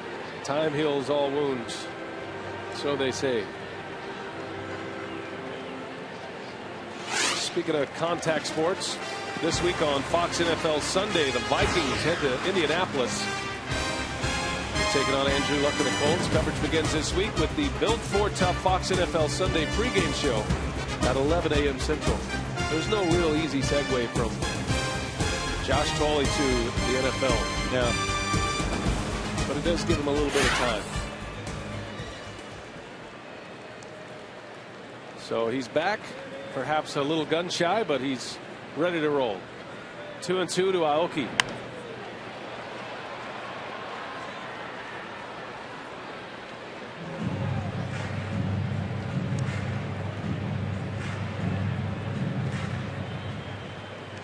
Nori Aoki 1 for 2 tonight. And that one just missed.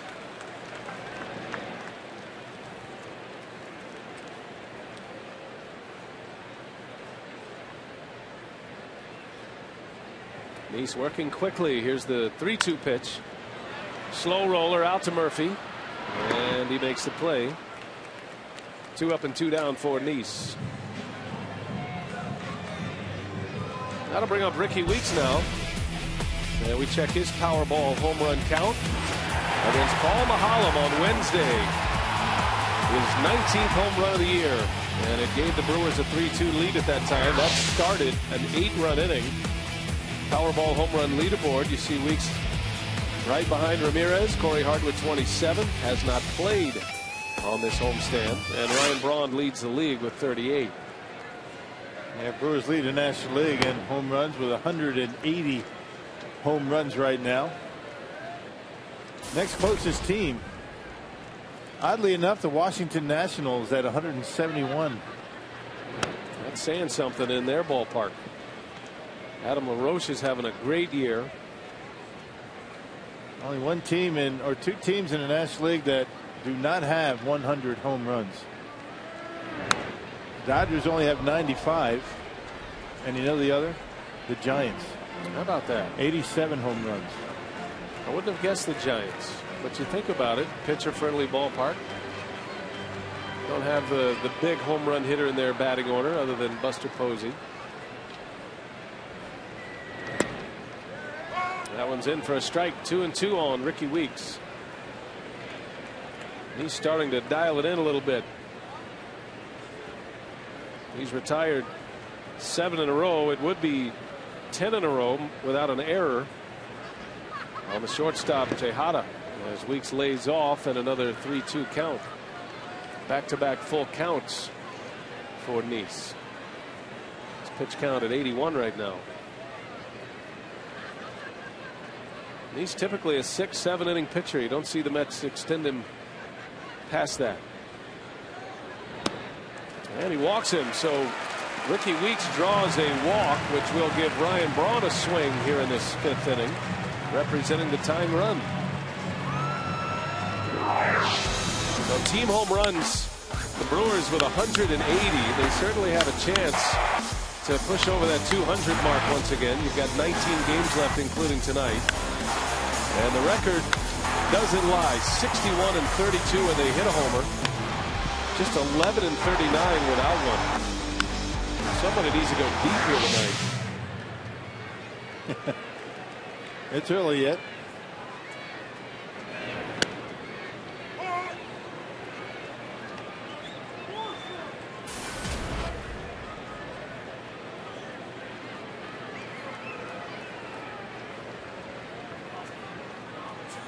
Ryan Braun has a walk, and he reached on an error in the 3rd inning. And a swing and a miss. No balls and 2 strikes. One of the few curveballs that Nice has thrown. Takes a lot off of that pitch. Big looping curveball, and Ryan just not able to wait back.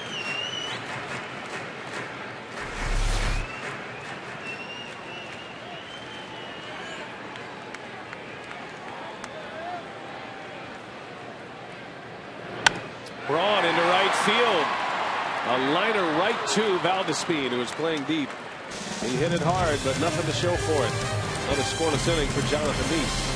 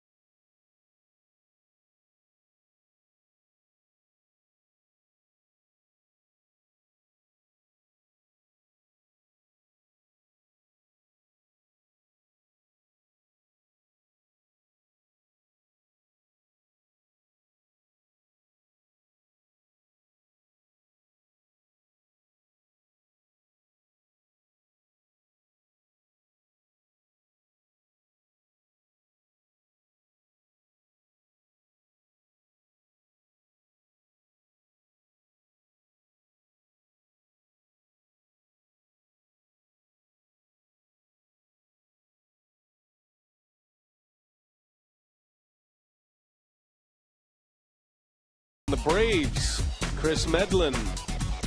And he's been outstanding. He has been a godsend for the Atlanta Braves. He's back at it here tonight. Striking them out like crazy tonight. The Brewers fortunate that they missed Medlin. Bryce Harper had a home run for the Washington Nationals. He's starting to swing the bat again. That game's all tied at 1. As Bryce Harper bangs out number 19 on the season. You see the Nationals with an 8.5 game lead over Atlanta. Medlin has 13 strikeouts tonight in 7 innings. He's walked just 1. That's a tight one at Turner Field. 1-1. We'll keep an eye on that game for you. Pirates already lost today. Cubs beat them. Brewers have a chance to overtake the Pirates in the division with a victory here tonight, as Manny Parra will take over. It's been a while for Manny. Last Sunday against the St. Louis Cardinals.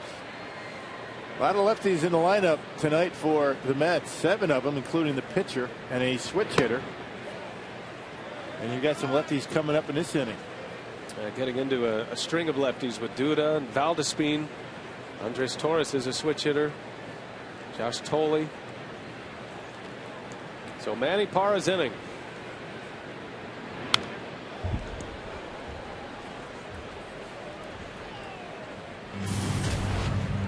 Well, the Brewers been on this hot streak. They've won 18 of their last 23 games. 18-5 record. Remember that great streak the Brewers went on last year at the end of July and through the end of August. And this stretch feels very similar. The Brewers, during that stretch last season that gave them some distance for the division title, that was a 32 game stretch. The Brewers were 27-5.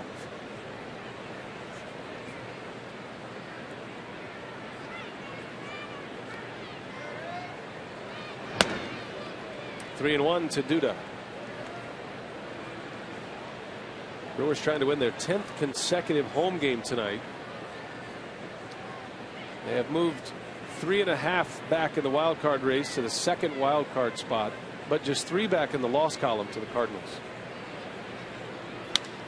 DUDA into right center, long run. Carlos Gomez looks up, and that one is gone. A home run for DUDA. And it's 5-2 Mets.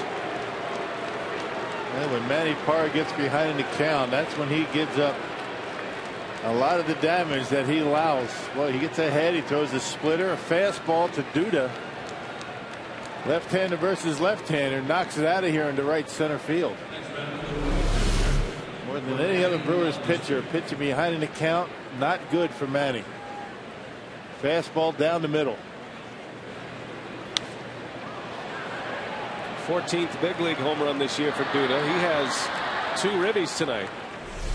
A double and an RBI back in the first, and now a home run. And here's Jordany VALDESPIN.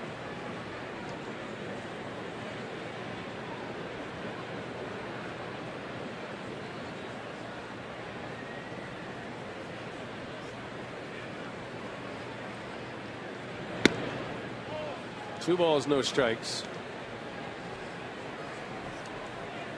The Phillies have a 7-3 lead over the Astros.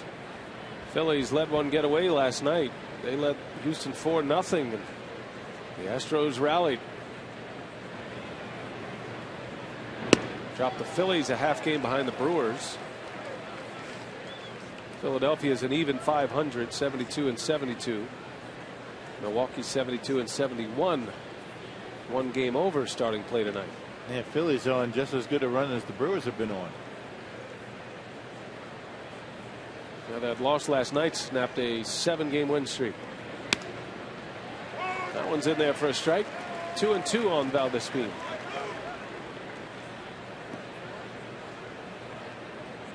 Be West Coast baseball watching tonight. Cardinals Dodgers a little later. Former Brewer Chris Capuano will match up against Joe Kelly of the Cardinals.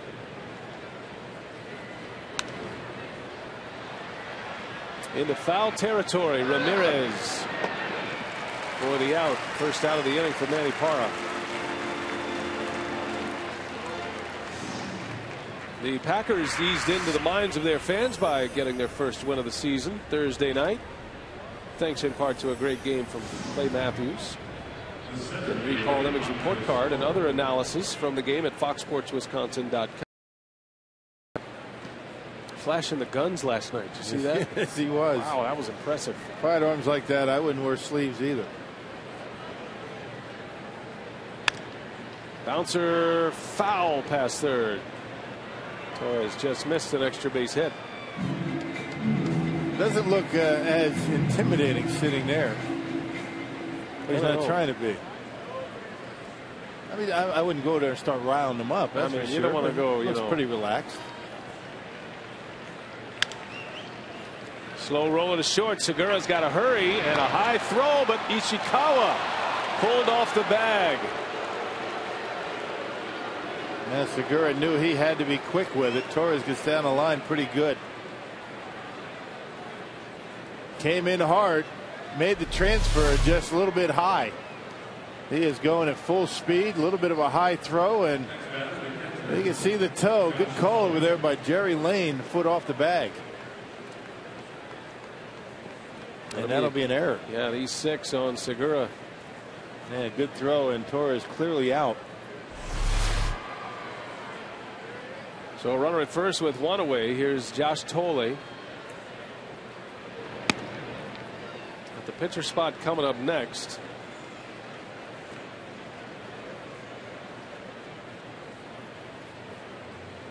Tole's 0 for 2.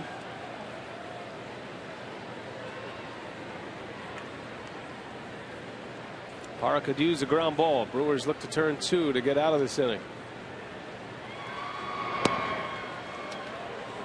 Torres is a guy that will steal some bases. He's got 11 this year. It's not many, but the Mets don't run much. David Wright leads the team in stolen bases with 14. Only the Pirates have fewer stolen bases as a team than the Mets in the National League. Just 68 steals this season. Pirates have 58.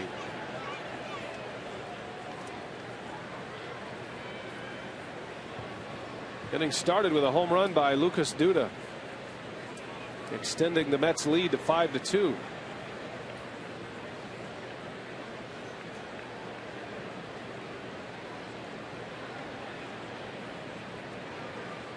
Runner goes, and a swing and a foul. Looked like the hit and run was on.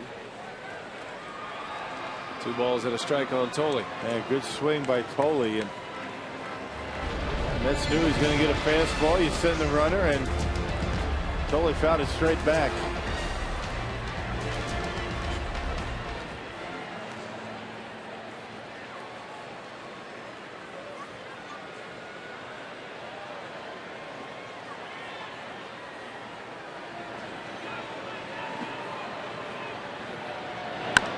That ball's hit well, left field line. Braun gives chase, lays out, can't get it. And with Torres' speed, he should be able to score, and he will. On an RBI double by Josh Thole. 2 runs are in for the Mets in the 6th. It's now 6-2. And Manny Parra having a rough time.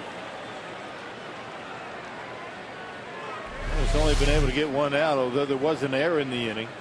But 2 left-handers, DUDA and Thole, a home run and a double. And 2 runs in, and the man at second. Good effort by Ryan Braun down the line. And trying to keep another run from scoring. It wouldn't have mattered. It would have been a double anyway.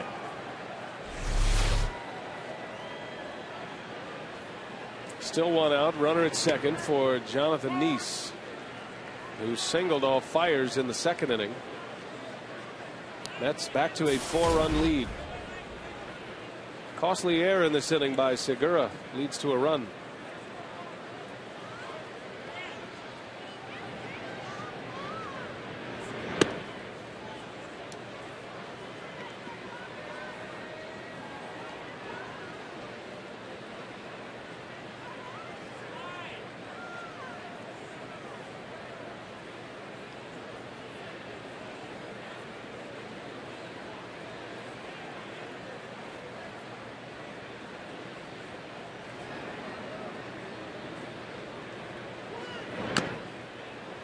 Ball and 2 strikes on Nice.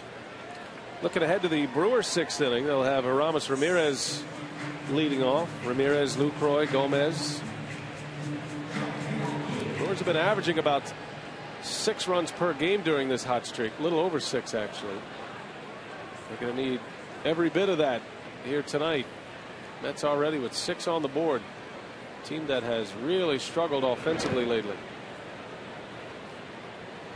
That's just the way the game goes, though. You know, it levels out. You don't see teams go through extended periods of ineptitude. Yeah, the last thing you want to see coming into your ballpark is a team that's lost 6 in a row. They're due. They're due to start to swing the bat. They're due for a few wins. Bouncing ball to Ramirez, takes a bad hop, and Nice is safe on a wicked hop. Got a piece of Ramirez's shoulder, and fortunately it didn't hit him in the face. Yeah, that's got to be a base hit, you would think, because Ramirez ordinarily is going to gobble that up easily. Watch his hop. Straight up. Right off the chest. Not sure if it got him in the face at all, but yeah, they're looking at it. Bad hop is a base hit. Comes straight up on him.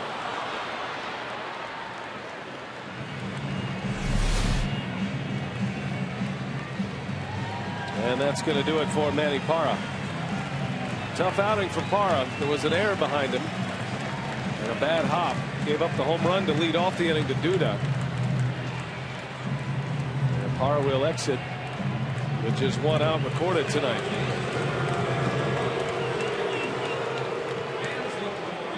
We'll take a timeout. Here comes Livan Hernandez.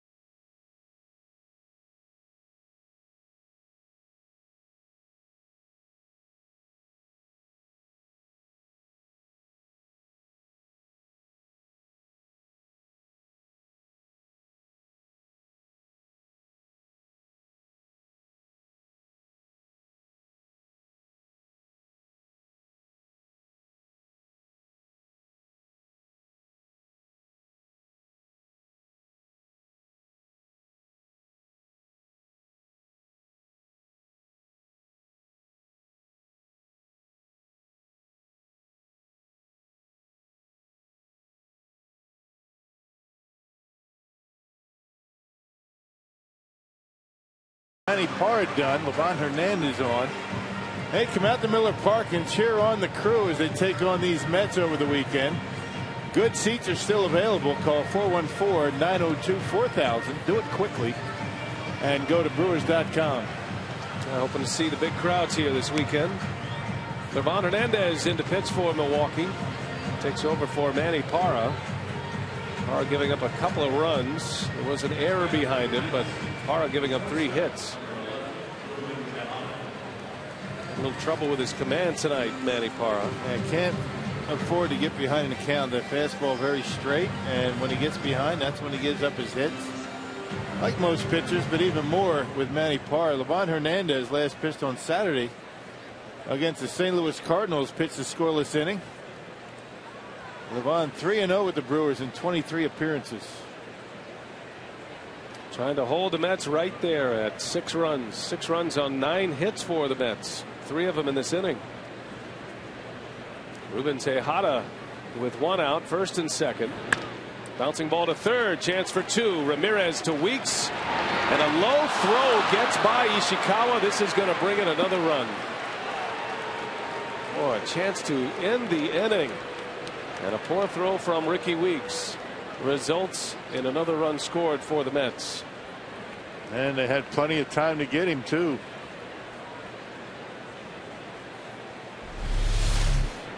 Pretty much a room service double play. Ramirez with a good throw. Ricky's throw a in between hop and eats up Ishikawa over there at first base.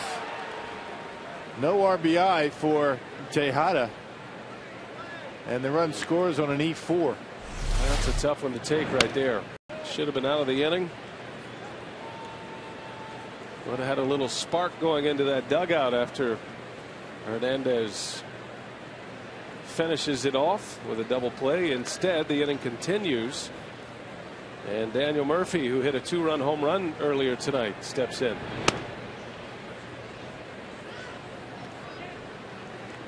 One of those nights for the Brewers so far. They've committed 2 errors. Jonathan Neese is pitching well. He's held him to just 2 runs.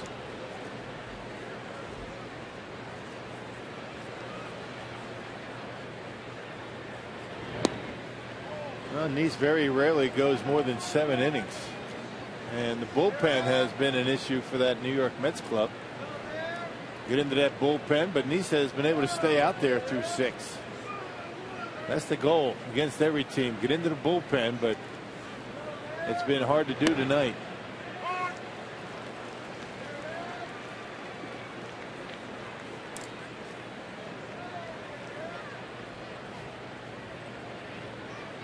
The Mets haven't scored this many runs in a game since August 28th, when they scored 9 runs against the Phillies.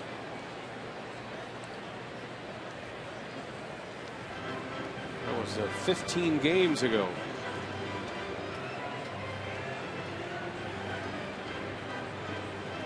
Seven runs on 9 hits, 2 Brewers errors, both in this inning.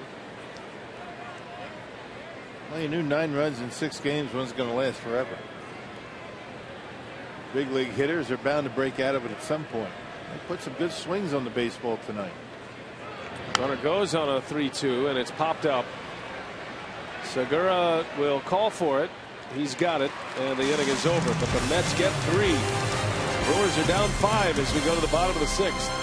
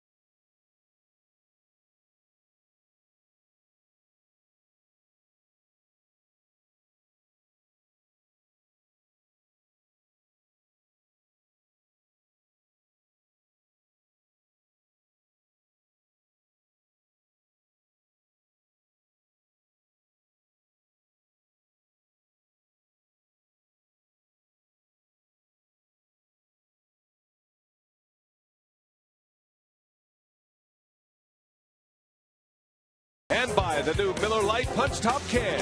It's Miller time. Fan Appreciation Night presented by Chevrolet is Saturday, September 29th as the Brewers take on the Astros.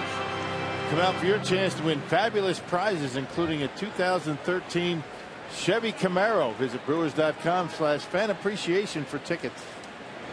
Aramis Ramirez leads off. Brewers now trailing by 5 runs after the Mets scored 3 in the top of the 6th. Jonathan Lucroy to follow. And then Gomez. And Ramirez, that's a fair ball down the line. That'll get into the corner. Not to be outdone by David Wright. Aramis Ramirez adds to his National League lead in doubles. That's number 45 for Ramirez. That is a new career high. They were able to pull the hands in on a cut fastball that was in, but it was down. Ramirez able to drop the head of the bat on it. And a good start to the 6th for the Brew Crew. And Aramis Ramirez safe at second. Safe and secure, New York Life. Ramirez's career best was 44 back in 08 with the Cubs, a playoff team that year. And now 45 doubles. Still has an outside shot at the franchise record, which is 53, held by Lyle Overbay back in the 04 season. That'd be a lot of doubles next couple of weeks. Yeah, 19 games ago, including this one. No problem. One a night. That's all. Maybe a bonus. Piece of cake, huh? Double a night in the big leagues is nothing, Rock. It's real easy up here. Here's Lucroy. Brewers have to cash in at every opportunity now. Down 5 runs, bottom of the 6th inning. Lucroy has a single, a run scored. He also bounced into a double play. If nothing else, the Brewers would love to chase Nice in this 6th inning. Get some activity in that bullpen. They're starting to stretch out a little bit down there, knowing that Nice is normally a 7-inning guy. Nice's pitch count at 91 with this next offering. And a bouncer to right. Gobbles it up. There's out number 1.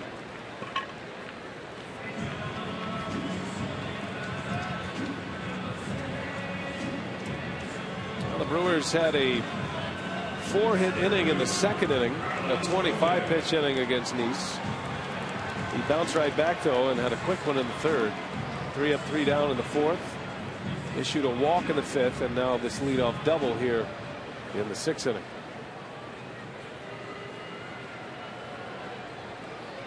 Here's Carlos Gomez. 1 for 2 tonight. He singled back in the 2nd.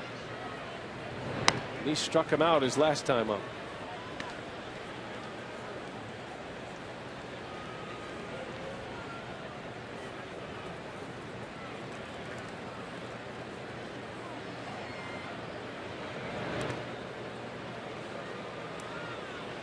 The Brewers have taken the reins off Gomez a little bit. They realize they're going to see some strikeouts, but they've kind of changed the philosophy. It started last year with hitting coach Dale Swaim and has carried over to this season. They want Gomez to think like a power hitter, drive the ball. Everything he does is with rocket fuel anyway, so they don't want to change him at the plate anymore. The Mets tried it. It didn't work. The Twins tried it. Tried to make him a speed player, put it on the ground, use his speed. Brewers are asking him to be a power player with speed. And he's responded. 16 home runs this year, a career best.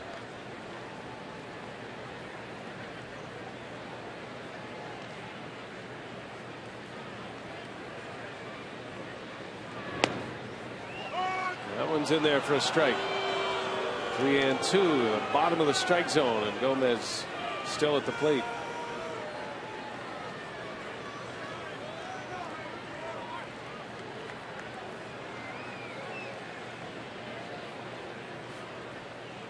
See what Nice has in mind for him here.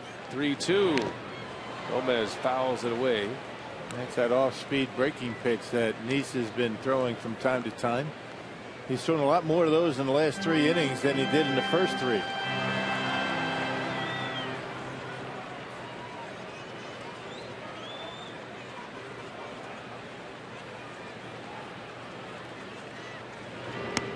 And a curveball missed a little bit high. Gomez with a nice at bat. He draws the walk, and base runners for Milwaukee. We'll bring Dan Warthen, the Mets pitching coach, out from the dugout. Yeah, third walk in the game by Jonathan Neese, and that's the first time in 18 starts. He had 17 consecutive starts where he had walked 2 or less. Not tonight.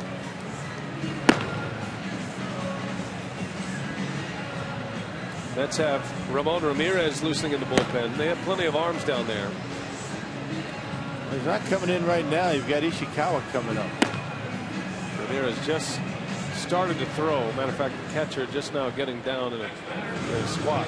So at least one more hitter with Ishikawa coming up. Segura, the right-handed bat, is next. Well, the Brewers need to cash in here. It is a 7-2 Mets lead. New York scored 2 in the second. The Brewers answered with 2 in the bottom of the second. Ishikawa had an RBI in that inning. 2 on, 1 out. And that hit him. Might have swung. Yeah, they're calling it a strike. Ishikawa still walking. It's a dead ball. Ishikawa thinks he's been hit by a pitch, but Jerry Lane's going to give him the unfortunate news.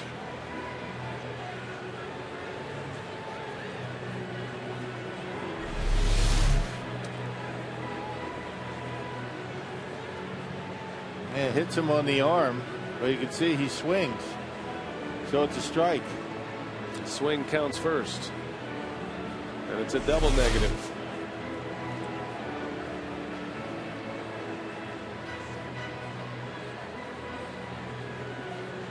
I think the only answer that Ron Renicky could even hear, like a dog whistle, you know, is that you're okay to stay, right? Didn't have many options at first base. He could go to Maldonado. Corey Hart's not available. Taylor Green can play first. Another left-handed bat. Right.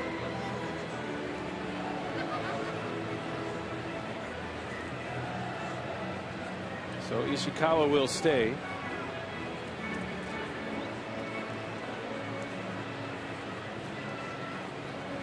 And we pick it up with an 0-1 count.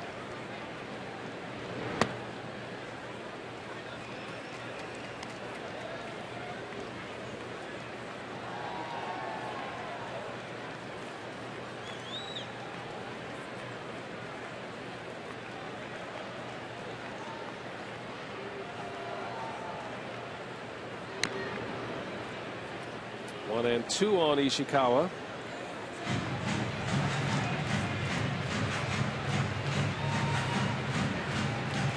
Travis grew up in the Bay Area.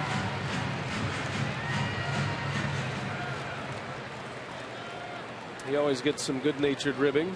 You see Ishikawa and Aoki in the batting order, and you go, oh, a couple of guys from Japan. And Travis will tell you, no, I'm from California, man. A swing and a miss. Down he goes. And a strikeout for Neese. That's his 4th. 2 outs in the inning now. Yeah, fastball down. He's done a nice job of keeping the fastball down in the strike zone tonight. Right on the outside corner.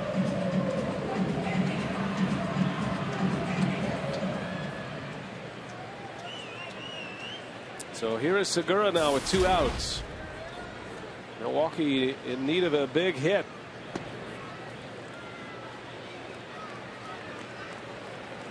Had a double and a walk in this inning. Ramirez had the double. Gomez walks. Milwaukee down 5 here in the 6th. Segura is 0 for 2 against Neese tonight.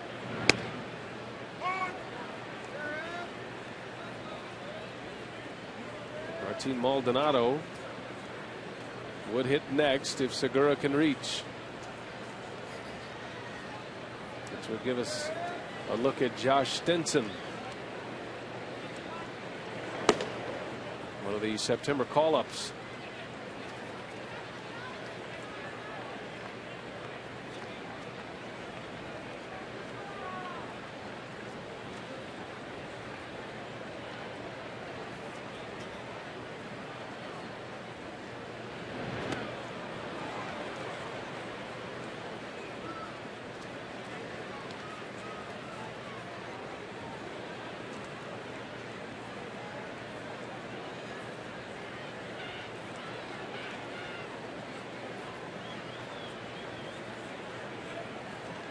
Nice with a pitch count of 105.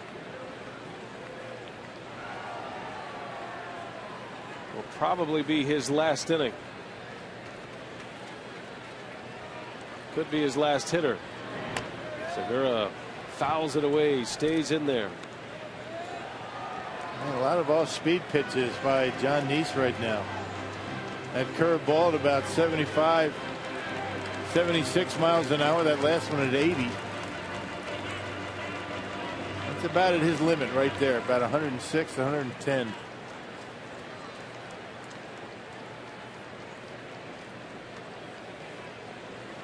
He has Segura down in the count. The 1-2 pitch and a breaking ball in the dirt.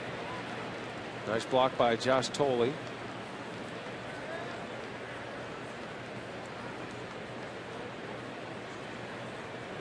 Crowd's been quiet. Mets have taken him out of it so far. A crowd of nearly 39,000. Segura would love to give him something to cheer about here. 2-2 with 2 outs. 2 on for the Brewers. And Segura spoils another one right off his foot. That's why you call John Nice a ground ball pitcher right there. He's got a lot of tail on his fastball. That cut fastball, he'll have some tail to left-handers, but you know, that movement going down and in, you get the top of the baseball and you just pound it off your foot. It's been impressive tonight. Had a nice game. He's given up 3 walks right now, 2 runs. And right off the instep of Segura. Oof. Yeah. Might have caught him in the shin, actually. So we'll reset it here. 2-2 again. And Segura over to third. Wright makes the play. Long throw is in time, and the inning is over. Boy, that was some kind of play by David Wright on a wicked hop. Nice is through 6. 7-2 Mets.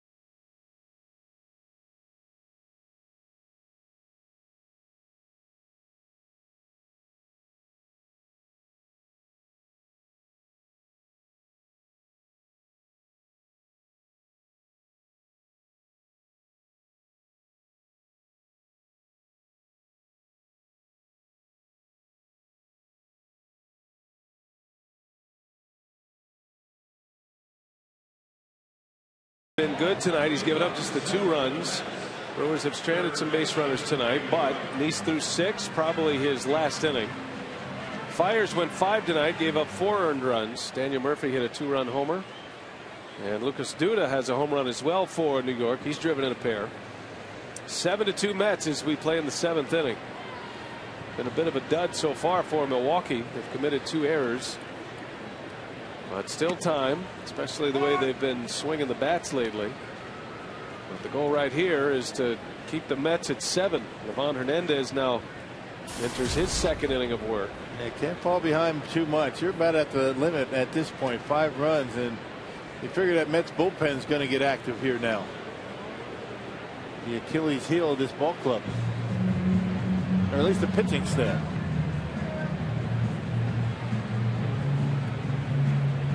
double barrel action going on. John Roush is the big right-hander, and I mean big, 6'11", and he's probably the only guy that can make Josh Eggen look small. Yeah, he's no Tinkerbell either.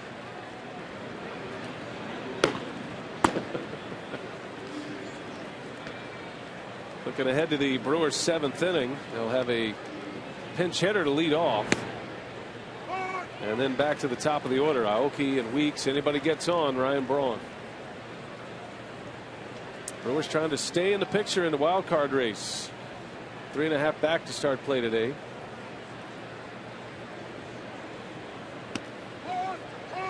And a strike called as Livan Hernandez flutters one in to strike out David Wright. He finessed him for a backwards K. Flutters one in. I like it. The flutters. You can call it a flutter on a fastball. How about that? Right on the outside corner. It's the best I could come up with that 85-mile-an-hour fastball. He's kind of filleted in there. R.A. Dickey, when he's on the mound, you hear words like flutter. No offense, Livan.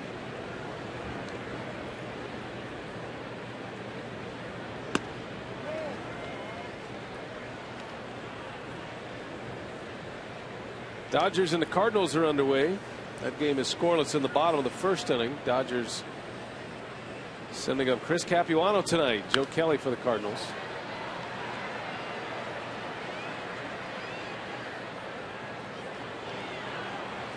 A tight wild card race. Incredible that we're even scoreboard watching after where the Brewers were just 3 weeks ago. And you probably wouldn't be doing it had baseball not added that second wild card. Yeah, the Mets kind of running away with that wild card spot. They have a 5-game lead over the Cardinals. I check at the Braves, not the Mets. I beg your pardon. Braves have a 5-game lead for the first wild card spot. The 2 wild card teams will play a play-in game. The winner of that goes into the League Division Series against the team with the best record. So if it ended right now, the Mets would host the Cardinals. And then the winner of the Braves would host the Cardinals, and the winner of that game would play the Nationals. Davis pops it up. Weeks wants it. And the second out. So basically you have 5 extra cities that feel as though they have a shot to get into the postseason at this point. Where last year it'd be pretty much a foregone conclusion. That's right. Dodgers are 2 back of that second wild card spot. That's the one to pay attention to. You throw the Diamondbacks in there, it makes another. Diamondbacks are 5 out. Still tough when you have all those teams to climb over. The Brewers did a nice job leaping over a couple teams. Phillies are winning tonight, beating the Astros 9-4 in the 7th inning. And a bunch of home runs in that game. Brown and Rollins for the Phillies, Downs and Maxwell for the Astros. That one's popped up. Segura will put away DUDA. 1-2-3 inning for Livan Hernandez. His spot due up. We'll see a pinch hitter. Brewers down 5.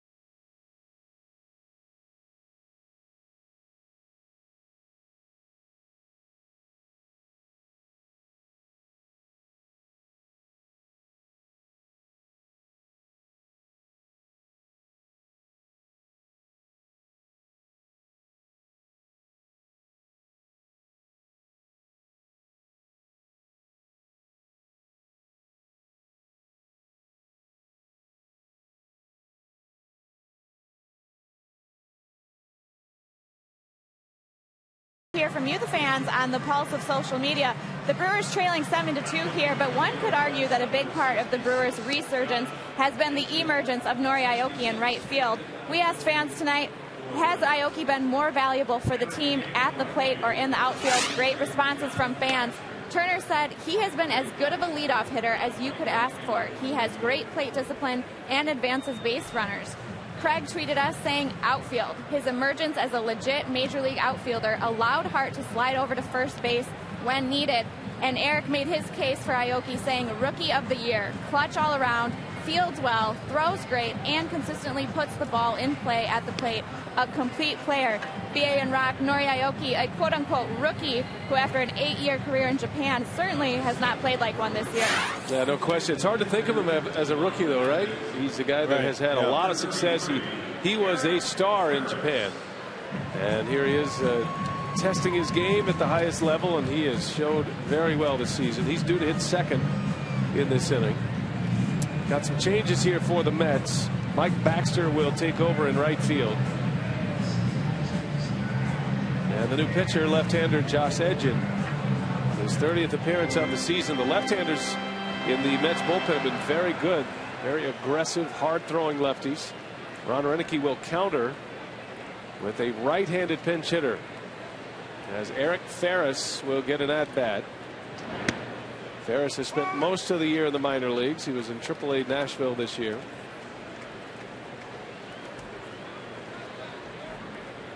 John Neese is out with a chance to win his 11th. He pitched well tonight, holding the Brewers to just 2 runs. 7-2 Mets. Ferris has been used on a few occasions as a pinch hitter and a pinch runner. Very fast.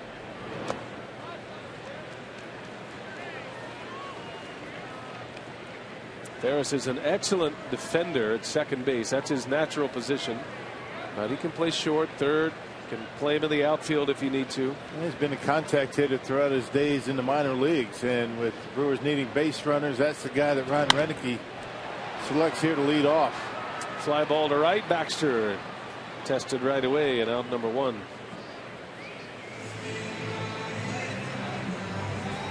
So Edgin with 1 away, and to the top of the order now, Nori Aoki. Aoki at the plate tonight as a single. That was in the first inning off Neese. He's 1 for 3.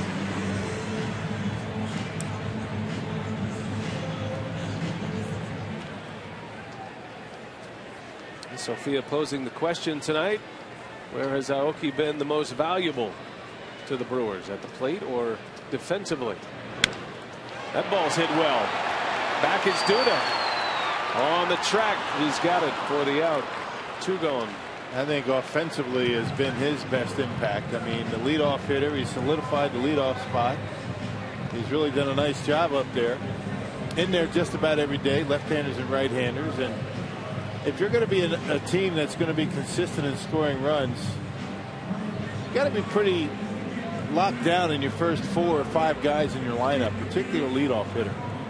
That can't really be a spot where you have a platoon. So that's going to do it for Edgin here. Terry Collins will make a double switch. Got a string of right-handers coming up. The left-hander is out. We'll set up the new pitcher when we come back.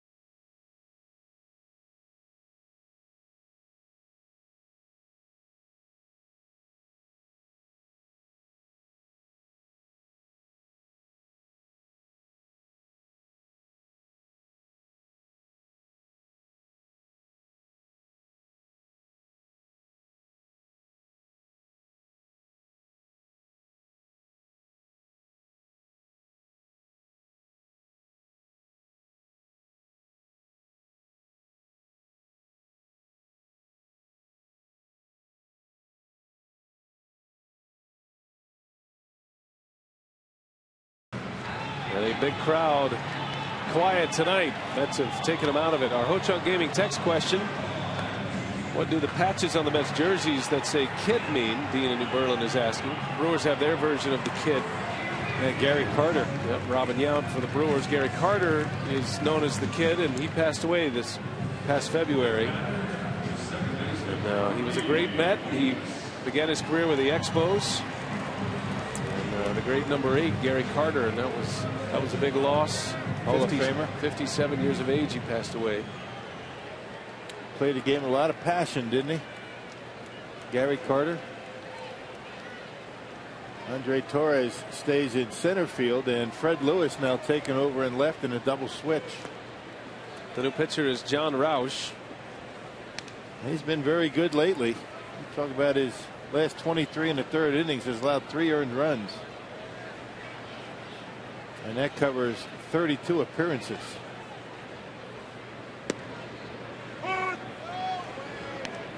Well, for a tattoo artist, he is the ultimate canvas for a human being. That's 6'11". Got a lot of room. There's plenty of him.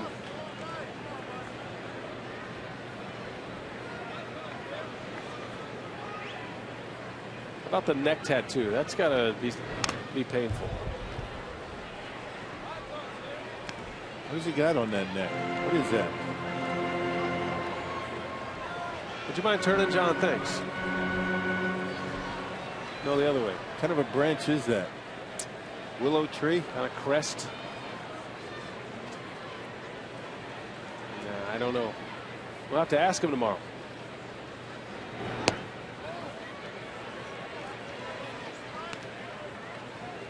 .611.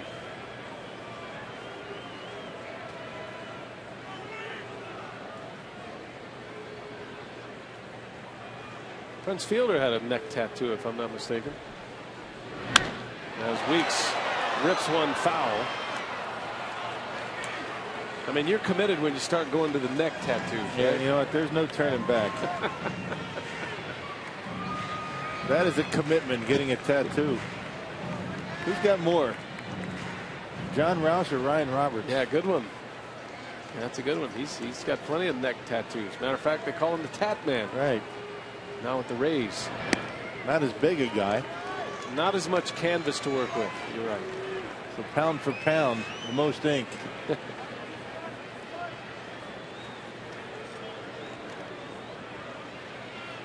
Full count to Weeks. 7-2 Mets. And Ricky into center field. Playable for Torres. And that will retire the side.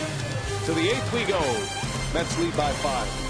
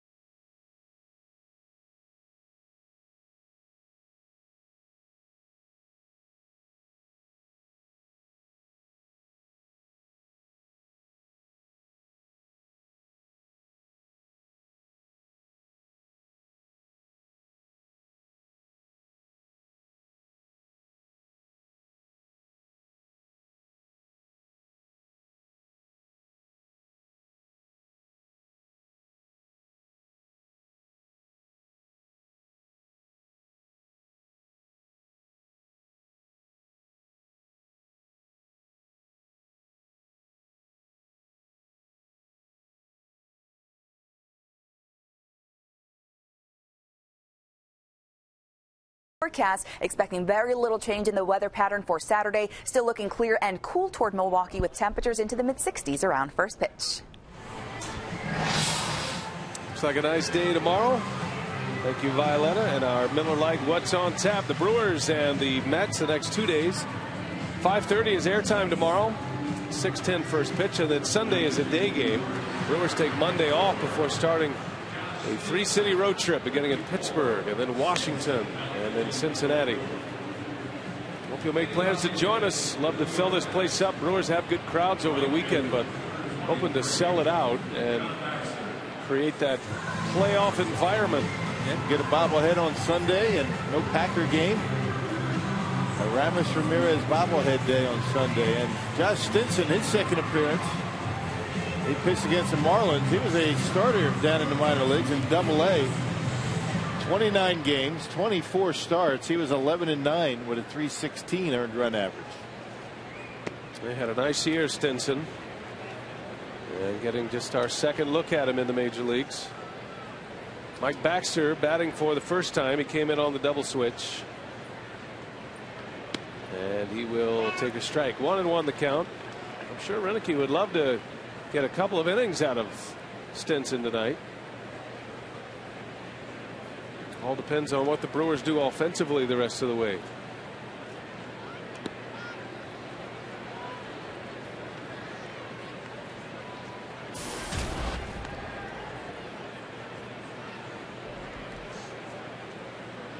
Baxter with a couple of home runs this year. Got a couple of hits against Milwaukee in May in that 2-game series. Brewers split that series with the Mets.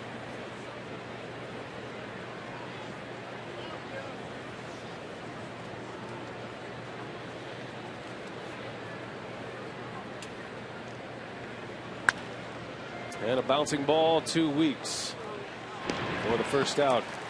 Yeah, Stinson made his major league debut as a member of the Mets. He did that in September last year against the Nationals.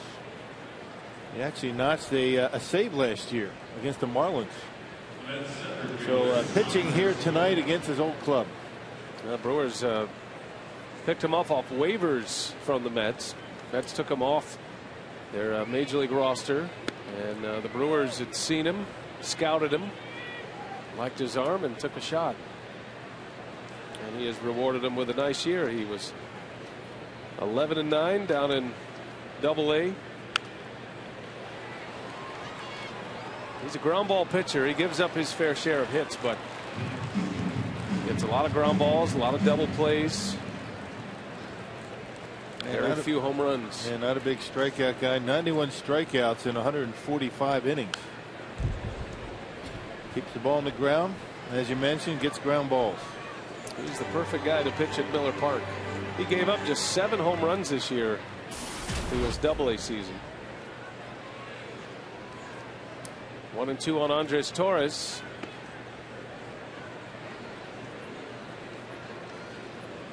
Brewers are very pleased with their up-and-coming pitching. That's not something that this organization has been able to say very often. There are a number of options. We've seen some excellent starts from the likes of Mike Fiers and Mark Rogers, Willie Peralta. And then there's another wave of young pitchers coming. And that's why, you feel like the Brewers are going to be able to stay competitive for a while. That's how you stay competitive with talented young pitching. The Brewers are still waiting to when they can get Tyler Thornburg into the act here in September. He's been with the club but has not pitched. They're waiting for him to make a start.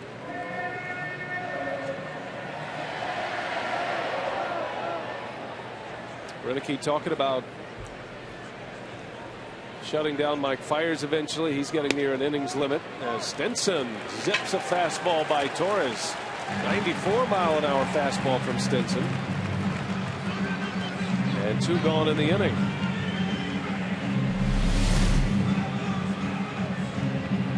And right down the middle. Not sure what Torres was looking for. He's upset with himself.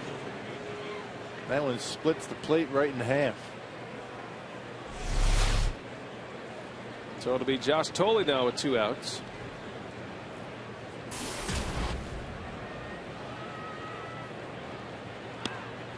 Well, I think every organization hopes that as you start to develop young pitching, they catch fire together. You know, if one has success like Mike Fiers, it can really build confidence. And guys who are pitching with certain players in the minor leagues, they see them show up in the big leagues and succeed. It only propels them forward. I mean, we're seeing that with the Orioles, the Oakland Athletics. Tampa Bay has been doing that for a few years now. I mean, their young pitchers are turning into stars in the big leagues. And the Brewers, they have a chance to do that with their young pitching staff. And that is very encouraging. And we've talked about this a number of times, but you consider some of the young pitchers that the Brewers are going to have in their rotation next year. You can imagine the money that they're going to be able to save not having to go to the free agent market. And all of a sudden you have money to do something else. Well, the reason the Orioles and the Athletics are in a position to go to the postseason is the same reason the Brewers are now in a position to make a wild card run. It's been their pitching, their young pitching. Getting great work from Jim Henderson in the bullpen, who's not so young, but it's his first time in the major leagues. Yeah, young in years of service and experience at the major league level, but you know, the bullpen's the big difference. Last 3 weeks. Finishing games, that's the big key, and they have been doing that. Josh Thole draws the walk with 2 outs, and that'll bring up Fred Lewis. He came in on a double switch.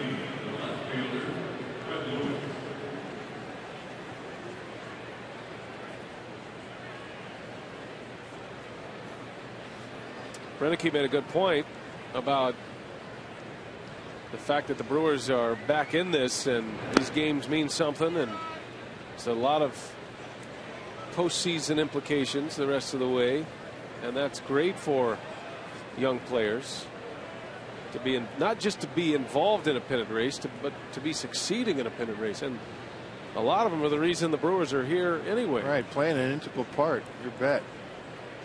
It really pays off. Just sitting back watching.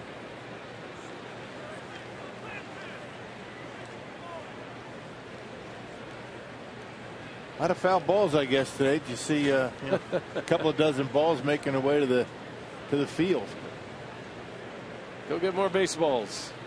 2 dozen.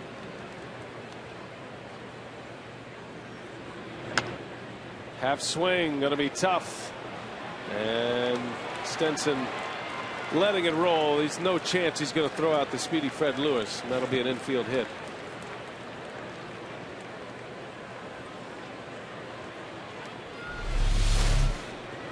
Not much you can say about this right here, except Fred Lewis will take it. But that's to your point. You know, a team loses 6 in a row. At some point, the breaks are going to go their way, and right. the Mets have gotten some breaks. They've made their own. They've swung the bats well tonight. They have 10 hits. That's the thing. You hate to see a team coming in that has a long losing streak, because you know it's going to end at some point.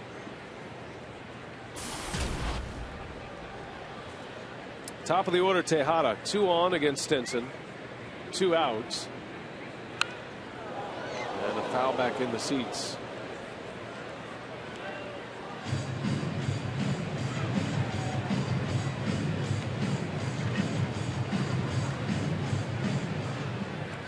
Pitching matchup tomorrow night. Sean Markham against Henry Mejia, a hard thrower who is just into the rotation after Tommy John surgery last year. Tejada pops it up.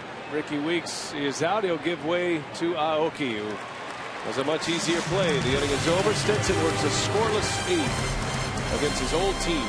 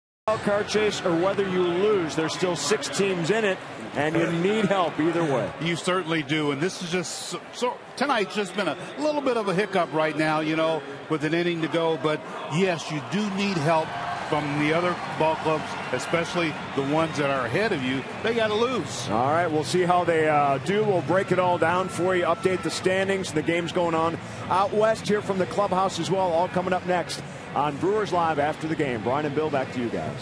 All right, Craig and Davey, thanks. You see Bobby Parnell, hard-throwing right-hander, is on to pitch. And a 7-2 Mets lead. Head to the bottom of the 8th inning. Brewers are running out of outs. Well, you can't win them all, that's for sure, with 19 to go, typically.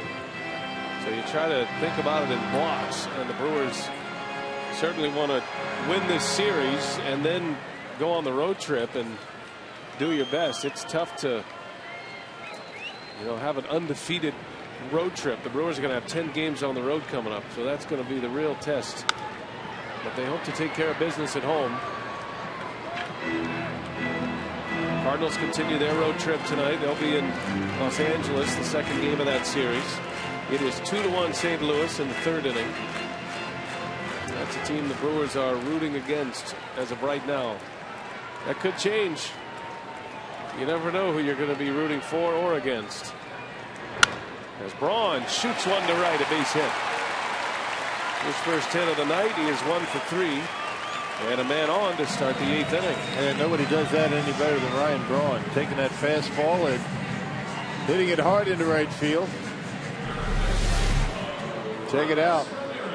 Right down the middle. Ryan Braun leading with the hands and hitting a bullet into right. The Marshfield Clinic shining moment. Milwaukee has 7 hits. They've stranded 6 tonight. The 2 runs came in the 2nd inning. Jonathan Neese gave up those 2, but that's all he allowed. 6 innings for Neese, 6 hits, 3 walks and 5 strikeouts. And for a pitcher who wasn't getting any run support tonight, not the case. As Neese got plenty, 7 runs as a matter of fact. Got a month's worth. That's about right.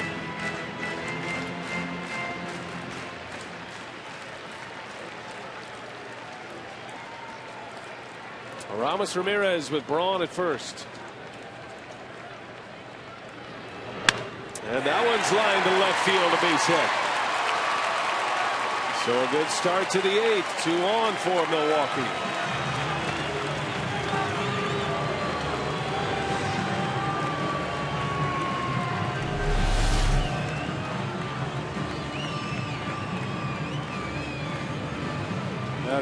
Good swing by Aramis Ramirez on a fastball down and in.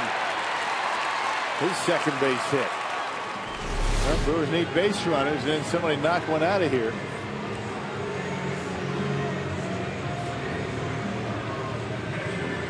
Two on, 2 hits against Bobby Parnell. He's always been an enigma, guys who throws in the upper 90s, but gives up a lot of hits. Given up 63 hits this year in just over 57 innings. Starts Lucroy with a breaking ball.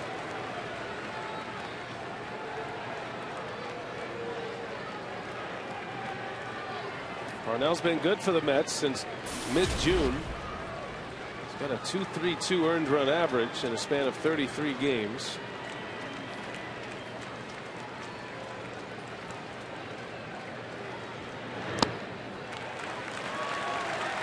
Two 2-0.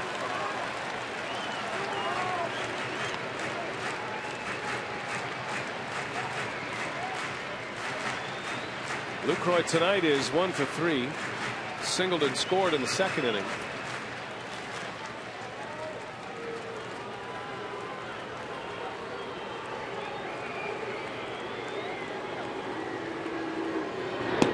And that one missed. 3 balls, no strikes. Well, if Lucroy reaches, it gets interesting here. Terry Collins keeping an eye on his bullpen. Double barrel action down there.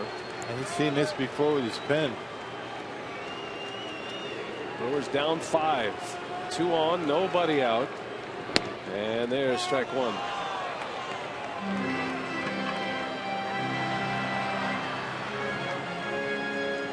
Colin McHugh and Justin Hampson getting loose. Hampson, the left-hander. Actually, that's Martinez.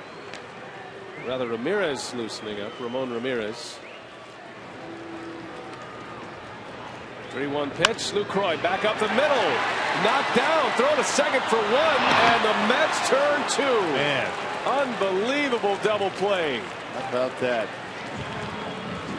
That could have been a third consecutive base hit. How about the play by Tejada? Wow. Now their defense has been very good since the All-Star break, and this play may have very well saved the game.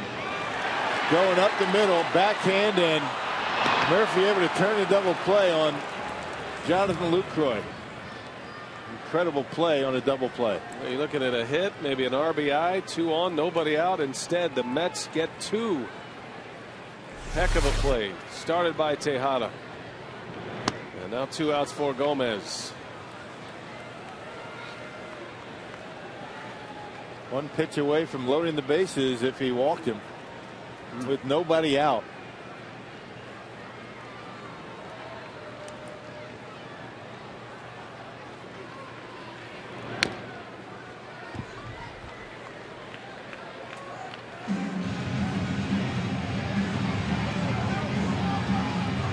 Gomez down to the count 0-2.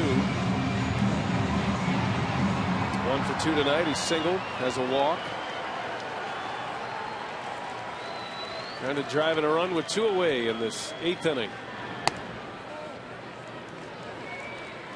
Cardinals have added to their lead in Los Angeles. It's now 4-1 St. Louis. St. Louis with 2 runs in the 3rd. They're still batting in the 3rd inning. Chris Capuano, the former Brewer, having a rough night for the Dodgers.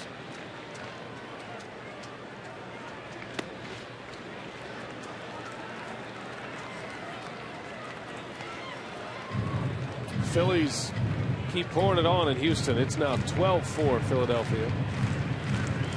8th inning. That'll be the Astros' 99th loss.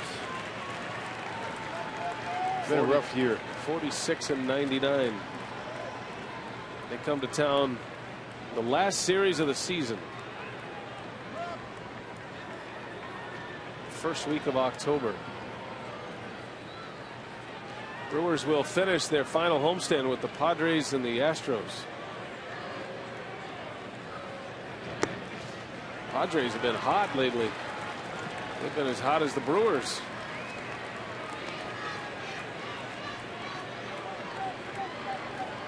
They won 4 in a row. They won 7 out of 10. Talking about the Padres. Brandon Kinsler getting loose. Full count to Gomez. Bouncing ball back to the mound.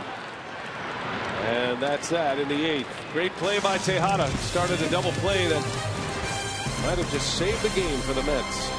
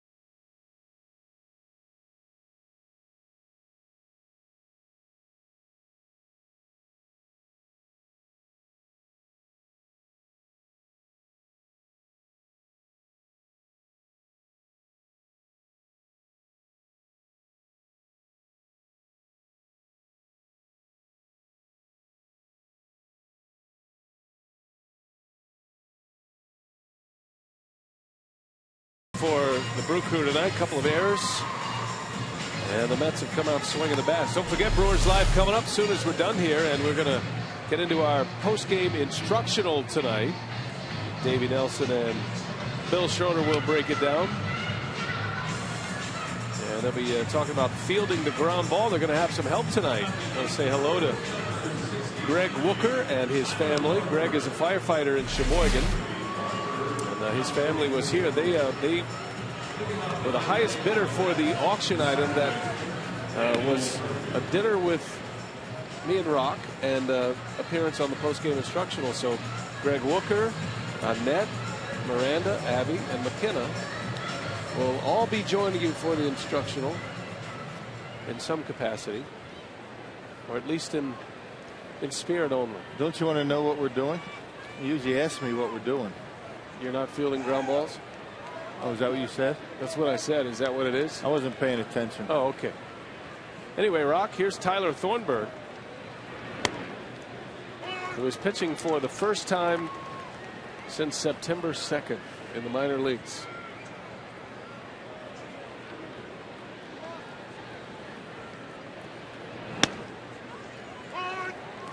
Anything on Tyler Thornburg at this point, partner? Well, we were talking about the Brewers trying to find a place to get him in, and here he is. Been a while since we've seen him in the big leagues. You got to figure this is going to be a good opportunity for Thornburg to dust himself off a little bit. It's been a while. I'm still amazed how you know what we're doing on the instructional before I do. What kind of people do you have working for you, by the way? R&D's been in full force tonight. They're not mailing it in. I'm telling you. Playing all 9 innings tonight down on the truck. I'm going to have to have myself a few meetings in the off season. A meeting with yourself? No, I have plenty of those. Every day. 1-2 the count on Daniel Murphy. Thornburg backs him out of there. So anyway, maybe some of the Wookers are going to join you. I believe maybe Greg and his daughter. It's Annette. Is it? Yeah. Well, what about Miranda? Because I think Miranda's might be the one. There's a base hit. As Daniel Murphy singles. That's going to be a great surprise. But we appreciate the Wookers. You know, they ponied up and didn't embarrass us. We thought we were going to be the lowest ones, and after we groveled on the air for a while, we actually had a nice number for that auction bid. It's a nice dinner. I don't think it's going to be a net. I'm just saying. I think you're on your own here. I think it's going to be Miranda. Is it? Yeah. Then why'd you tell me Annette earlier? Is that part of the bit? No, I think I might have had it mixed up then. Oh, okay. But now I feel like thanks. I've got it. Good. Appreciate that. I think I got it right. Just laying it out there. Miranda, then. I think we should go for Miranda. Did I say Annette? Yeah, I'm going to have to change my notes. Pitch in the dirt, and Murphy ends up at second base.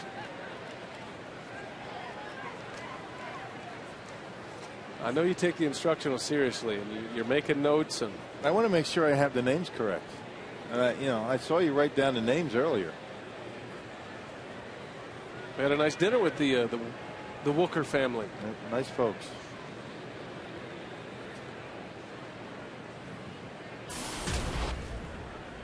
I think Annette's driving the other ones home, so that leaves Miranda. I sure hope so. The daughter? Yes. You've got this all messed up. I'm going to have to start from scratch. I'm going to introduce myself to the Wookers all over again. Because I'm getting no help. What will your role be on the instructional with the extra assistance? To determine who is who. To ID your help tonight. Nice. Thornburg. Good looking curveball in there for a strike, and he punches out David Wright. Thornburg's been throwing bullpens. He's been trying to stay as sharp as possible. The Brewers have not pitched him in a game on purpose. They're trying to determine if Mike Fiers needs to be shut down at some point, which he probably will, then Thornburg would go into his spot. You don't know about Sean Markham, if he's going to be able to stay healthy the rest of the year for the remaining starts. So Thornburg is pushing an innings limit as well. They're trying to make sure they're covered. I thought it was interesting. We had Hiram Burgos on during our broadcast tonight. He's the Brewers minor league pitcher of the year. And he said he's been throwing down in Arizona and will throw a bullpen tomorrow. So he could be another option. Mark Rogers continues to throw, although you certainly wouldn't see him back in a starter's role. This could get very interesting for Ron Renicky, Rick Kranitz. I don't think much is going to change if the Brewers continue to win. Yeah, throw these guys out there. You have a little bit of in reserve just in case.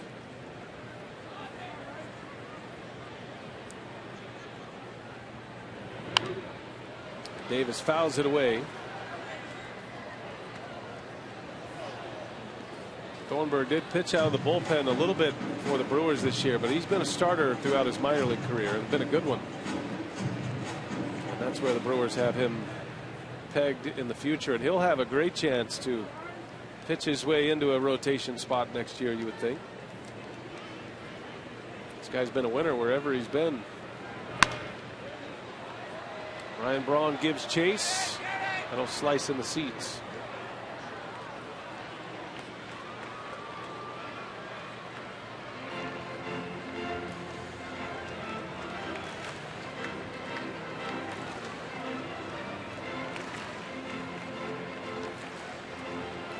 Staying sharp would be the biggest challenge for a guy like Tyler Thornburg, who hasn't pitched in 12 days. That's why this is a good opportunity for him. Even if he does find himself back in a rotation, it's good to have an outing just to get some work in. Brewers down by 5, still not out of it, but get him in there just in case you need him later on.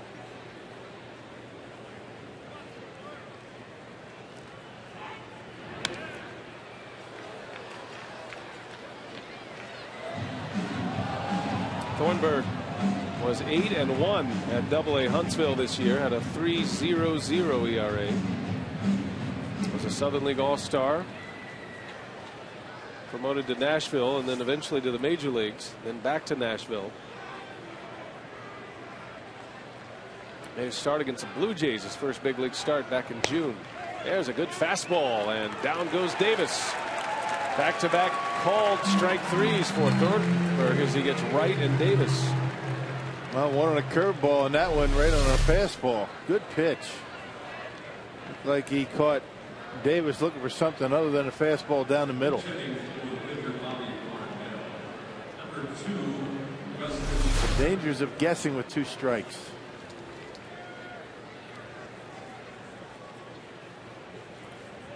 Justin Turner will hit. 7-2 Mets, 9th inning. Mets put up a 3 spot in the 6th. That was a big one as Turner on the first pitch pops it up.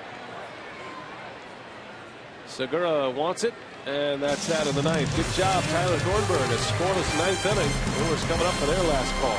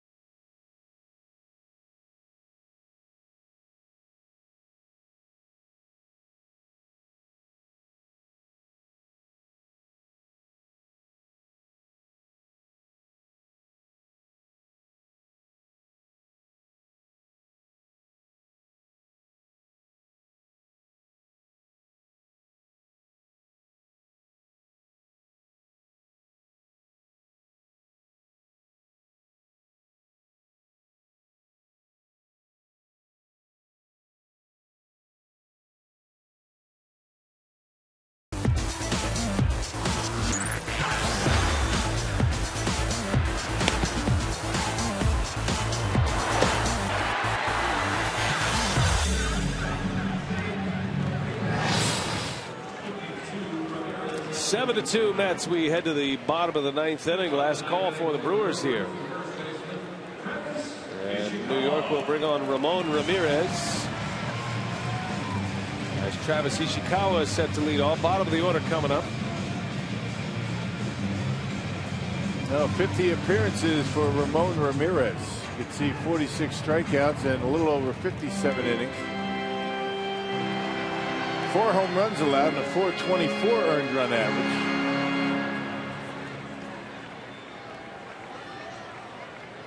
Ishikawa, who has a double and an RBI tonight, he's 1 for 3. Lined out in his second at bat.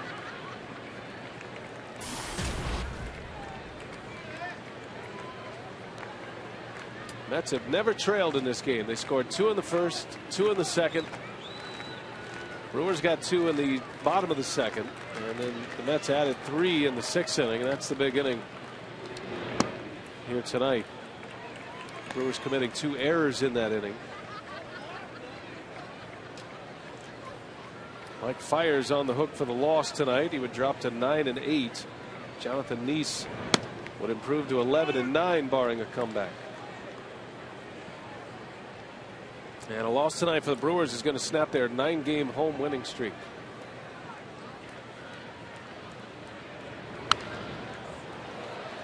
It's awfully difficult to continue that kind of success, you know, anywhere, home, road. And the Stars just apparently not aligned at this point in this game. The long losing streak for the Mets, the winning streak for the Brewers. They still got 3 outs. There's a strike called. Ishikawa is rung up, and the Brewers down to their last 2 outs. Dodgers are making a little noise. Dodgers scoring a couple of runs. Boy, that ball looked high.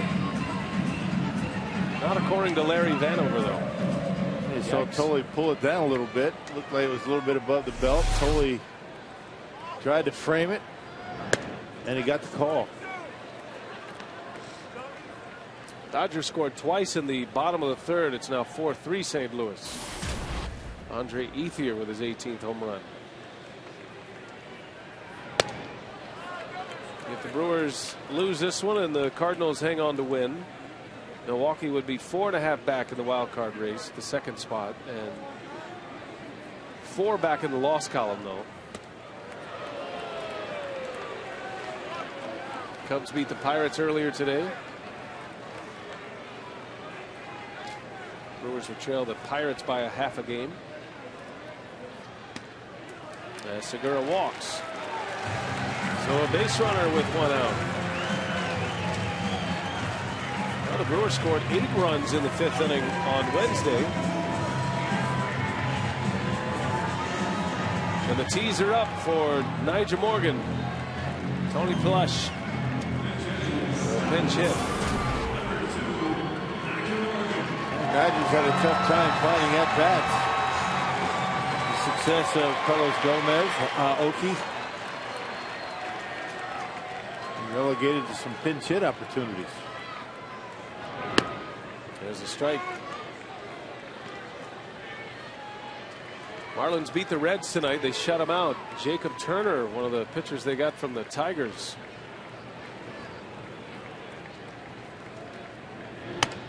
4-0 Marlins tonight over Cincinnati.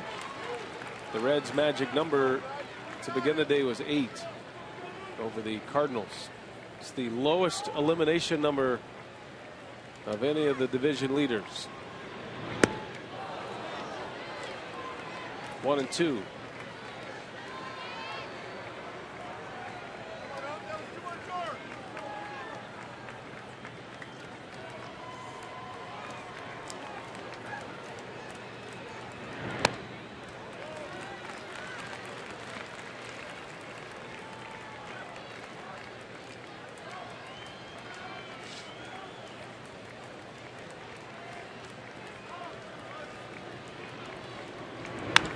Nigel Morgan into deep right center field.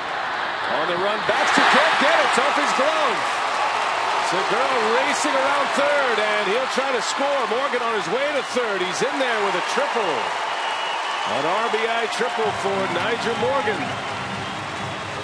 And the Brewers put their third run on the board. It's now 7-3 Mets on Morgan's third triple of the season. And the top of the order coming up. Segura and Morgan able to get the job done. High pitch right down the middle. Morgan tomahawks it, and it looked as though Baxter was going to be able to get there, which he did, but couldn't hold it. Nyjer running hard all the way around to third base.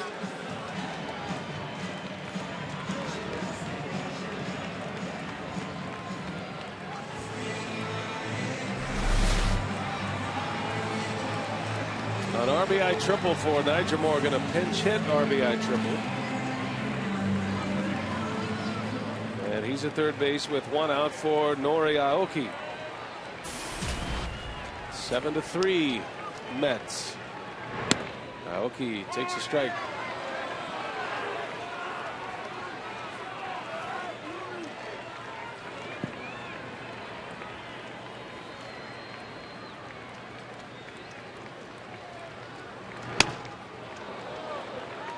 Oh, 2.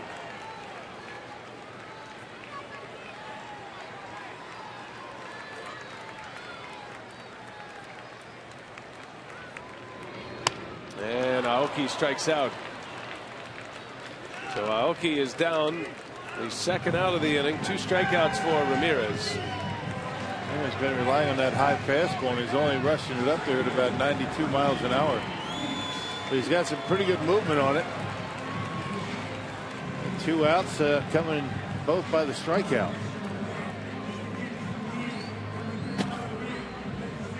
Well, the Brewers are trying to get a Ramirez v. Ramirez matchup.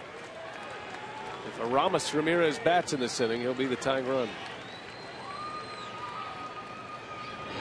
Ricky Weeks pops it up. Playable. Josh Thole is there, and the ball game is over. The Mets win. Their 6-game losing streak is over. The Brewers' 9-game home winning streak ends tonight. And a 7-3 final score. Jonathan Neese the winner. He beats Mike Fiers, who drops to 9-8. So the game 1 belongs to the Mets. Much more still to come. We check in with Craig Kashawn. What do you have coming up on Brewers Live, Craig? Well, we're going to hear from the Brewers. This was a tough one to start out this series, but plenty more to come here. We'll also get inside the clubhouse and break down what everyone else in the wild card chase was up to tonight and update the standings as well. Next on Brewers Live.